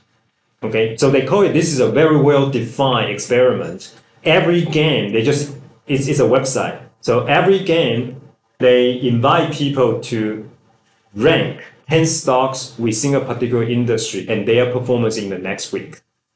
So the ranking is very much affected by the recent performance of this particular stock. So they kind of like argue that they find direct evidence to this extrapolated belief at the individual decision making at stock level. Okay, and they use the Odin's data to verify this. So they find that using Odin's data, so you can observe the individual buying and selling decision of a particular stock, and they show that this buying decision is pretty much affected by the recent performance of that stock. Okay, if the last week the stock price goes up, you are more likely to buy. Okay, and that's it. That's extrapolated belief. So what these two papers talk about is the extrapolated belief regarding the asset feature. So it's the first one from the partner feature. So I have a working paper with Tarun Chodia and Vincent Our working paper extended this to study. We do not look at extrapolation about an asset return. We look into the extrapolation about an asset's volatility. Okay, so do you extrapolate the past return to future return? Yes, it has been shown and proved by Dazu's paper. So our paper extends that one. We want to look into, do you extrapolate the past performance into the future volatility? So just look at the second moment. Why? Because those three of us, we all have options paper. So we kind of say, okay, let's take a look at what happened to the volatility. Maybe people also extrapolate from the past return to form their belief in the volatility. Why volatility? Volatility is not so important in stock, but volatility is a key feature in the option return, in the option world. So that's why we kind of work on the option metrics data and to find that yes, they do. The recent return is going to affect much more compared with a distant return, distant past return. Recent past return has a much more weight compared with a distant past return in affecting people's formation, belief in the volatility of the future. And that belief in the volatility is exhibited in the options trading data. Okay, so that's extrapolated belief. If you are buying things up, naturally you have the wrong extrapolated belief, you are going to lose money. Okay? Or if you believe that extrapolation from the past negative return, you believe this stock is going to crash and then you sell it, then, or you fire sell it, then you could also lose.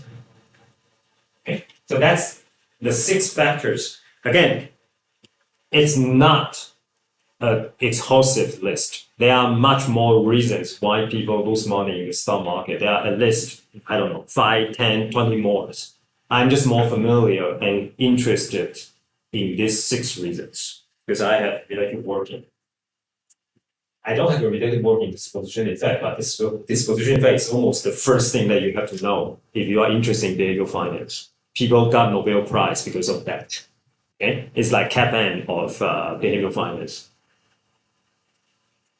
Okay, so then for the remaining 30 minutes, let's look at what are the consequences when retail investors lose money in the stock market. This one is interesting because this one less people talk about it. As if we only care people losing money or whether you are participating, whether you have alpha, you don't have alpha. Afterward, we're just like, hey, we are not interested in your happiness, which is weird, right? Because in the end of the day, if you believe we are financial economists, we are still economists. We still talk about welfare and utility of our decision makers. So we should care what would happen if our retail investors lose money in the stock market. What happened to them, right? So that maybe because I have an econ background. I got my bachelor in economics from National Taiwan, not here in Xuzhou. Okay, before the Department of Economics. In my first year, the Department of Economics is still under the Faculty of Law, not social science. Okay? And then it becomes social science. And then my dorm became the institute or the whatever of the public health, in Xuzhou, if you happen to see there. Anyway, young kids are lucky. In 1996, when I moved to that dorm, 916, it is reserved for all the econ major students. When I walk into the restroom to take shower, it is like this. There is no partition. I experienced my military life sort of at the age of 18. And then later on, I realized that even you go to the military, you can have shower with partition, but in Nanshileo, you don't. Everyone is going to be very well bonded with your senior fellows because you are going to see each other naked on your first day living in the dorm, which is a very weird experience. But anyway, Maybe because I have an econ major, so I care about the utility of our retail investors, not just how much money they lose, how much money they win. Okay? And again, I'm actually surprised to discover I'm not the first one thinking about this. It's just that these papers are not really published in the top journals, except for one. So I'm going to guide you through what are the consequences of losing money in the stock market. So except for one is the first one. It's by Engelberg and Posset. They show that in California, because they have California hospital admission data, they show that using California headquartered company, forming a California local stock market index, relying on the home buyers, like Californian citizens are more likely to buy Californians' home headquartered stocks, okay, home buyers.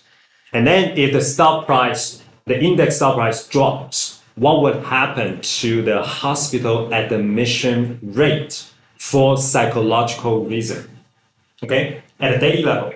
So what they show is that there is a negative correlation. When stock market goes down, hospital admission rate for psychological reason goes up. So people lose money and go nuts to the extent they have to go to the hospital and being admitted there. Okay, it's not seeing your shrink, not seeing your consultant. No, you have to go to hospital. And then ask doctor, I'm going to go nuts. I have to be admitted here, or your wife, or the other way around, sending you there. Okay? So that's the first thing. And this is in Japan. But their results are most likely driven by 2008 financial crisis. It's like one single point is good enough to drive their result. If you take out that bullet point, it's shaky. Okay. But surprise. This 2016 Jeff does not sign any of the paper here. Okay? Because in 2012, there is already a social science and medicine. It's a cross-discipline. If you found the name, you know it's a cross-discipline journal. Several Taiwanese scholars, they already found that, well, the incidence of the stroke in Taiwan goes up when stock market goes down. Okay? And that makes a lot of sense to me, because it's not really psychological reason that being admitted in the hospital. It's a stroke. Like if stock market crash, I think it makes sense you have stroke. Then to be admitted in the hospital. Okay? And that's 2012. They are all based on the mental illness, pressure. I'm just wondering if this 2006 Jeff citing this paper, what would happen to their chance of being published at fund? And then, that's not only the end of the story. In 2015, there's another paper at the Health Policy and Planning. Again, using Taiwan data. What Taiwan data? The National Health Insurance data, which is accessible. If you are willing to pay the money to get into a data center, you are able to access not everyone, a representative sample's medical record. Okay, they find that mental disorder in Taiwan goes up when stock market goes down. And mental disorder is very close to hospital admission for psychological conditions. Okay, but they don't cite this one, which is understandable because it's not in econ, not in finance. But still, if you Google it, you can find it, right? Mental disorder, stock market, you will be able to find this. Since this paper has very similar argument, but this is a Jeff, this is a health policy. I actually don't know what's the quality of health policy. Anyway. If you look in other publication, it's in the European Heart Journal. It should be a decent medical journal. Coronary heart disease goes up in Shanghai if Shanghai stock market index goes down. Okay. Cardiovascular mortality goes up in Guangdong and in two cities of Guangdong if stock market goes down. And this is in Polis, which is an online open journal. So this is the consequences. When stock market goes down, you know that you have mental issue or you have physical issue. either your heart cannot take it, or your cardiovascular system cannot take it, or your brain cannot take it. Okay, so this is the negative consequences to you when you are exposed to the stock market crashes. But that's to yourself. Okay, then I was wondering, what happened when you are very depressed, even feeling very angry, betrayed by the society? Like, someone told me that you should invest in the stock market because it's risk sharing, and I put my money into stock market. Now I lost half of it, or 30% or 20% of it. I now not only feel very depressed, mental disordered, I'm also very angry. And at that point in time, if my intimate partner, my wife or my husband, yelling at me, I told you, don't buy evergreen. You never listen to me. Okay? I told you. What would happen? There could be an oral argument. Some oral argument may escalate into physical fight. Okay? So this is the consequences within the family, not just the investor themselves. It's within the family. So these are a few examples, right? Like losing millions, becoming tempered, yelling with the wife and the kids, right? Divorce. What happens if you lose money? Couples argue because of losses in the investments, committing suicide. Okay? And this is what happened during the last year. Again, this is from mainland China, but this is last year. When I saw this, I was like, wow, this is nice. This is not just me from the academic, Ivy Tower, figuring out some random crazy story. This is what happened. Dongfang Caifu is an asset management company sending this message to all their clients. Okay, stock index goes down below 3,000. Don't be panic. Just handle your family relationship. Okay? Don't yell at each other for this investment decision, no matter who wears the pants in your family. Okay, so my thinking is simple. If investors are going to suffer from mental disorder, stroke, cardiovascular failure, okay, or whatever mental disorder, I think before they are being admitted to the hospital, it's likely they are already letting go the steam to their intimate partner, boyfriend, girlfriends, husbands and wives, okay? And this is what we do, like when you get the death rejection from the JFE. I mean, the best thing is not talking to me. Not like I told you don't submit to JFE. Okay? Because it's very easy escalating into physical, if not oral. So what we do with my former PhD student, Vesta, Luciana, is that we look into domestic violence. I mean, my idea is very simple. If hospital admission, you can find a result there. Domestic violence, you definitely can find a result there. Because before you being admitted to the hospital, you must be finding someone to fight or to argue. And after I stepped into the domestic violence, I realized that it's actually, I shouldn't say fascinating, but it's an interesting pattern. It's supposed to be, we should not be happy about domestic violence, but the data pattern itself is very intriguing. It takes two to have domestic violence. Okay, so you don't observe a lot of domestic violence when people are sleeping. So they have a very strong, domestic violence rate has a very strong intraday and intra-week pattern. So the highest of the domestic violence we see a day is after work. Okay, when both couples are at home, you got time, you got opportunity to fight. Okay, so you see, starting from the 12 o'clock, the lowest of domestic violence rate is at before the dawn, because most people are sleeping at the 4 p.m., 4 a.m., 5 a.m., right? And it slowly goes up, and the highest is after dinner. And this is Monday to Friday. After Friday, you see the rate also becomes higher. Why? And again, during the weekend, both couples are at home, so you finally got opportunity to talk or argue or fight.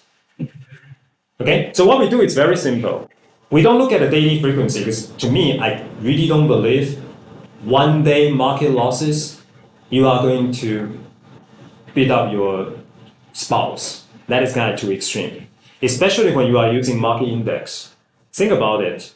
Like the previous JF, they used California headquarters stocks to form an index. And that is a well-diversified portfolio. How low can it be within a day? Think about it. Like in the history, one day negative return for a day. The worst case scenario is what? 1987, right? It's only 15-20%. But in California, it's not even 1987. It's like in their sample period, the only one day negative return that is beyond 5% would be just 2008, September, okay, when Lehman Brothers filed bankruptcy. So I honestly don't believe one day market return is going to drive you nuts.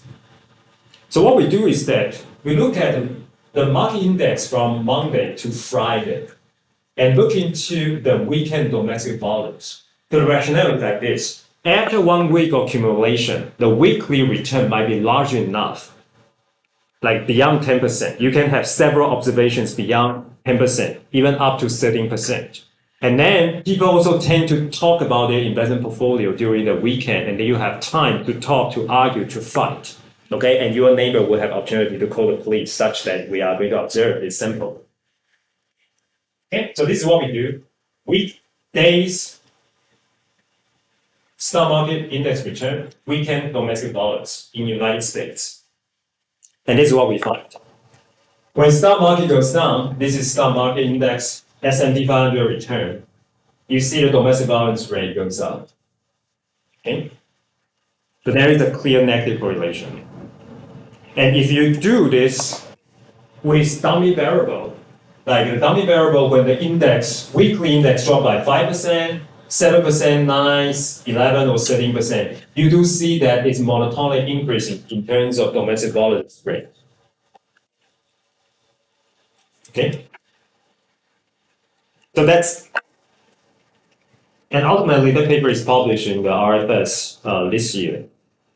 So it's kind of like extension. It's actually an extension of a 2016 JF paper, but it's not the extension is in a different fashion because I really don't believe what they found. In a sense, I believe their story, but I don't believe their empirical setup.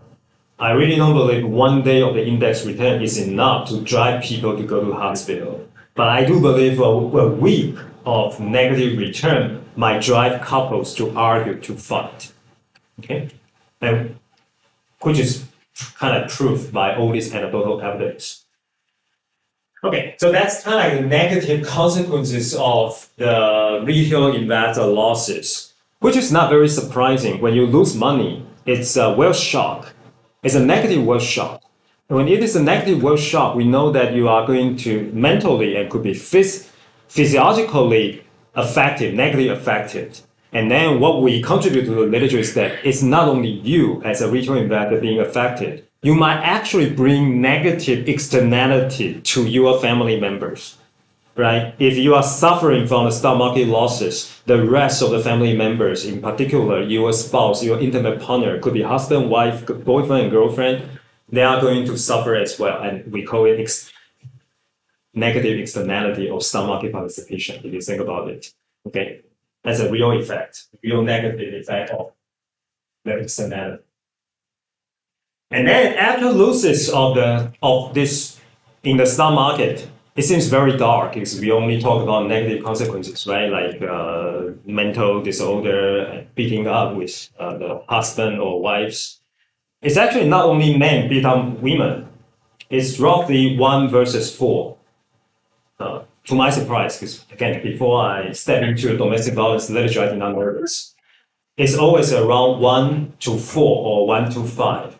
Like every 1 like female beating up male, there will be 4 or 5 male beating up females. Okay, so it's not like 100 versus 1. It's only 4 versus 1. So they are still male victims. Not to mention, it could be the case male victims would have even more severe underreporting consequences because it's too humiliating to report that I am beaten up by my wife. Okay, so yeah, that's kind of my small talk about gender equality. Okay, so let's move beyond. After knowing all these consequences, what can we do?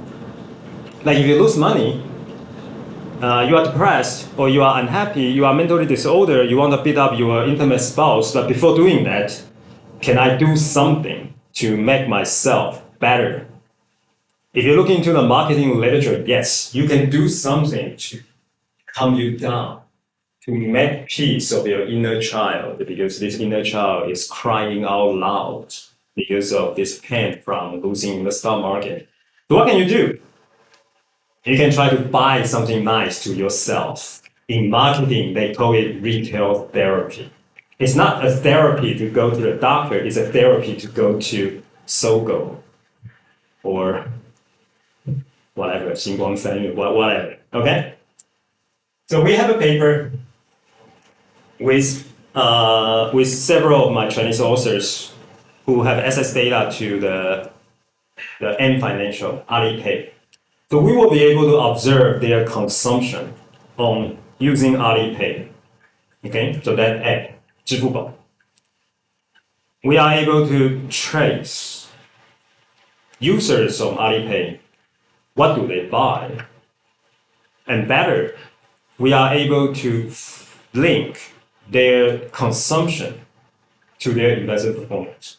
So what I'm going to present to you is an earlier version of our paper, that we do not have their individual mutual fund investment return yet. So we use a similar methodology that use market index return as a proxy for individuals' exposure and losses to the stock market. But now in the later version, I just finished, but we actually just had a discussion on yesterday. Now we have not only individuals' Alipay consumption data, we also have their Alipay in mutual fund performance, because you can buy mutual fund via Alipay platform. So you can buy mutual fund via 支付宝. Okay? So you can open your 支付宝 Alipay, and then you can buy. There are at least 4,000 of mutual fund that you can buy as an Alipay user. Only for the mainland people. For us, even you download Alipay, you can't buy it because you need to have your ID registered. So it's only the mainland or PRC nationals that can use Alipay to do the investment. Even you download Alipay in Taiwan and use it, you can't do the investment. Okay, so what do? It's very simple. We just look at, there are several beans here. Beans means, bean 1 means negative stock market return. Bean 8 means very positive stock market return. Very negative, very positive, okay? If you, again, believe in conventional economic theory, there is something called wealth effect. When you are richer, receiving wealth, positive wealth shock, you consume more. When you receive a negative wealth shock, you should consume less. Okay, because you have your budget constraint shrinks. Again, think about our indifferent curve with budget constraint. When budget constraint shift inward, your optimization would tell you that you should consume less of C1 and C2, right? Depending on what is your utility curve, what is the substitution, but it usually tells us you should consume less instead of consume more if you believe in difference curve with budget constraint shifting. But this is not what we find. What we find is that when you have negative stock market return, you actually consume more. Why? Well, that's why we call it retail therapy. And what we find even more funny is that among all the consumption items, it's the entertainment-related item classified by the Alipay that has the strongest distribution. Okay? So it's entertainment item, and among the entertainment items, there's accessories and cosmetics. Has the most accessories and cosmetics. Okay? We are not allowed to do any demographic cut because it's going to be very tricky. But we can do items, and the item tells us it's accessory in cosmetics, which is very consistent with the retail therapy. Because in the retail therapy literature, it tells us that it's the female consumers. I'm not telling you it's the female investor. I'm telling you that in the literature, in the marketing literature, it's usually the female consumers relying on the retail therapy most. And our item seems to be consistent with that fashion. But we are not allowed to use gender as the cut. Okay, but you can infer. Okay, to conclude, in the last 3 hours minus 20 minutes of break, I'm trying to convey a fact to you, which is retail investors lose money in the stock market. And that's almost like a fact. It's not even a study, it's a fact. Multiple studies, multiple data sets, different genders, different ethnicities, different stock exchanges, different asset classes, doesn't really matter. On average, retail investors, they lose money. Okay, that's a fact. It's less known why do they lose money. That's the part that's more interesting. So there are multiple reasons why they are losing money. You can, of course, do a survey to understand, but the problem of survey is that surveyee may not tell you the truth.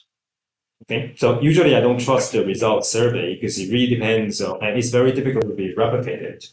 You can't replicate survey unless you, as a referee or editor, do a survey on your own, right? Because otherwise, survey is garbage in, garbage out. So I really don't like using survey as the main body of the view. But survey is a good complementary evidence because it provides a direct mechanism where you can directly asking people.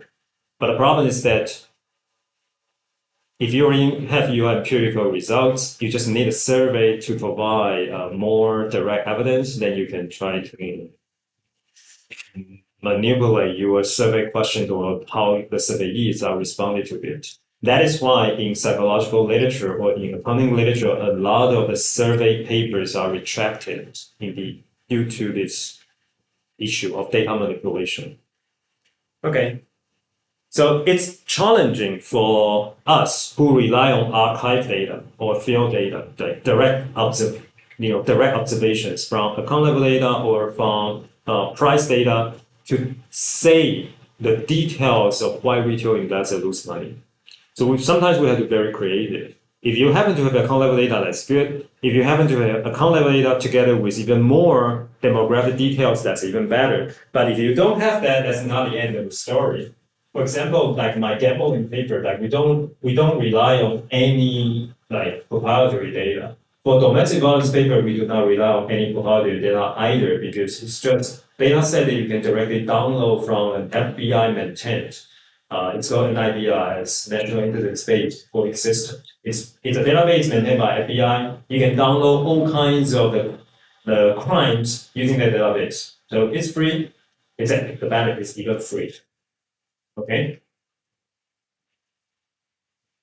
So all these 6 factors, as I told you, they might contribute to why investors trade so much and why they lose so much and why after knowing they lose so much, they still trade so much. Right? It could be because it's a preference. It's a gambling preference. I know I'm going to lose money, but I'm still willing to do it. Okay? Or I'm young and male, I'm overconfident, and this is the price I'm paid to grow up. Okay? When I become more matured, then I would not be that overconfident in terms of thinking that I'm better than the median guy in the stock market. Or simply because I'm a little bit more stupid and I didn't know that after losing money in the stock market, then I know, oh, I'm actually not very smart in trading, so I better not to do it on my own. And maybe it would be better if I dedicate it to professional managers, if I can find a group. Or if you have extrapolated belief, when you are tracing the trend, you can imagine this is a trend tracer, right? Like almost like technical analysis. Whatever goes up, you believe it's going to be going up. whatever goes down, you believe it's going to go down, then that's not ideal. That the bias, that's not right for you belief and expectation for the future first moment and second moment. Okay? And then I also show you the consequences. It's not right. Physically, mentally, you could be damaged if you suffer from losses. Okay? And it could be even worse. It could be, how do you call that? A double punch. Because once you lose in the stock market, in order to make yourself feel better, then you consume a lot. No, that's not a very right financial planning. Okay? So that's like a double punch, which is bad. Financial losses and consumption losses. Okay? So what would be the takeaway? If you are a retail investor, or even you are not a retail investor, that the retail investor, you are having a finance or going to have a finance PhD degree, but if you are very limited in terms of attention allocated to the stock market, then you should not do investment on your own. Like, even as a financial professor, it doesn't mean that you have to invest on your own, because if you don't pay attention to particular stocks, then it won't help. Like, if you Google it, Keynes, the famous economist, lost a lot of money in the stock market. Isaac Newton, the guy, apple falling on the head, he lost it even more in the stock market, like an entire family fortune in the stock market. It doesn't mean that IQ is always positively linked to the stock performance, right? It's just on average, there's a positive trend, but it doesn't mean that if you don't pay attention to the stock market, if you don't pay the right attention, if you don't study in the right way, it doesn't mean that you will be able to learn better. So the takeaway is that, especially nowadays, lots of the financial economists are trying to promote passive investment, like putting your money in the ETF. Why? Because ETF charges much cheaper transaction cost, much cheaper asset management fee. Right? Because passive investing like ETF, they are able to generate revenue by lending their shares to the short sellers. Okay, so as an ETF investor, you can enjoy the market risk premium or sector risk premium if you are investing sector ETF, but you don't have to pay a lot of AUM. You don't have to pay carry. Okay? It's different from the mutual fund. For mutual fund, you are paying 1%, sometimes 1.5% AUM. And Sandy is here. She can tell you that mutual fund doesn't deliver alpha, at least not in a consistent way. Okay, not in a persistent way. So you're just paying a lot of the AUM. Okay, fee. Okay, so the takeaway is that if you still insist in investing in the stock market on your own, try to calm down. Try to realize that this is just a game and you are paying for the fee. Okay? And then still put most of your money into passive investment. Just put a little bit as a playing account. Okay, so that's the takeaway. Otherwise, you are going to be like 韭菜. It's the Chinese way of saying it. Okay, or in Taiwan, 散户. It's almost a negative icon. Okay, thanks.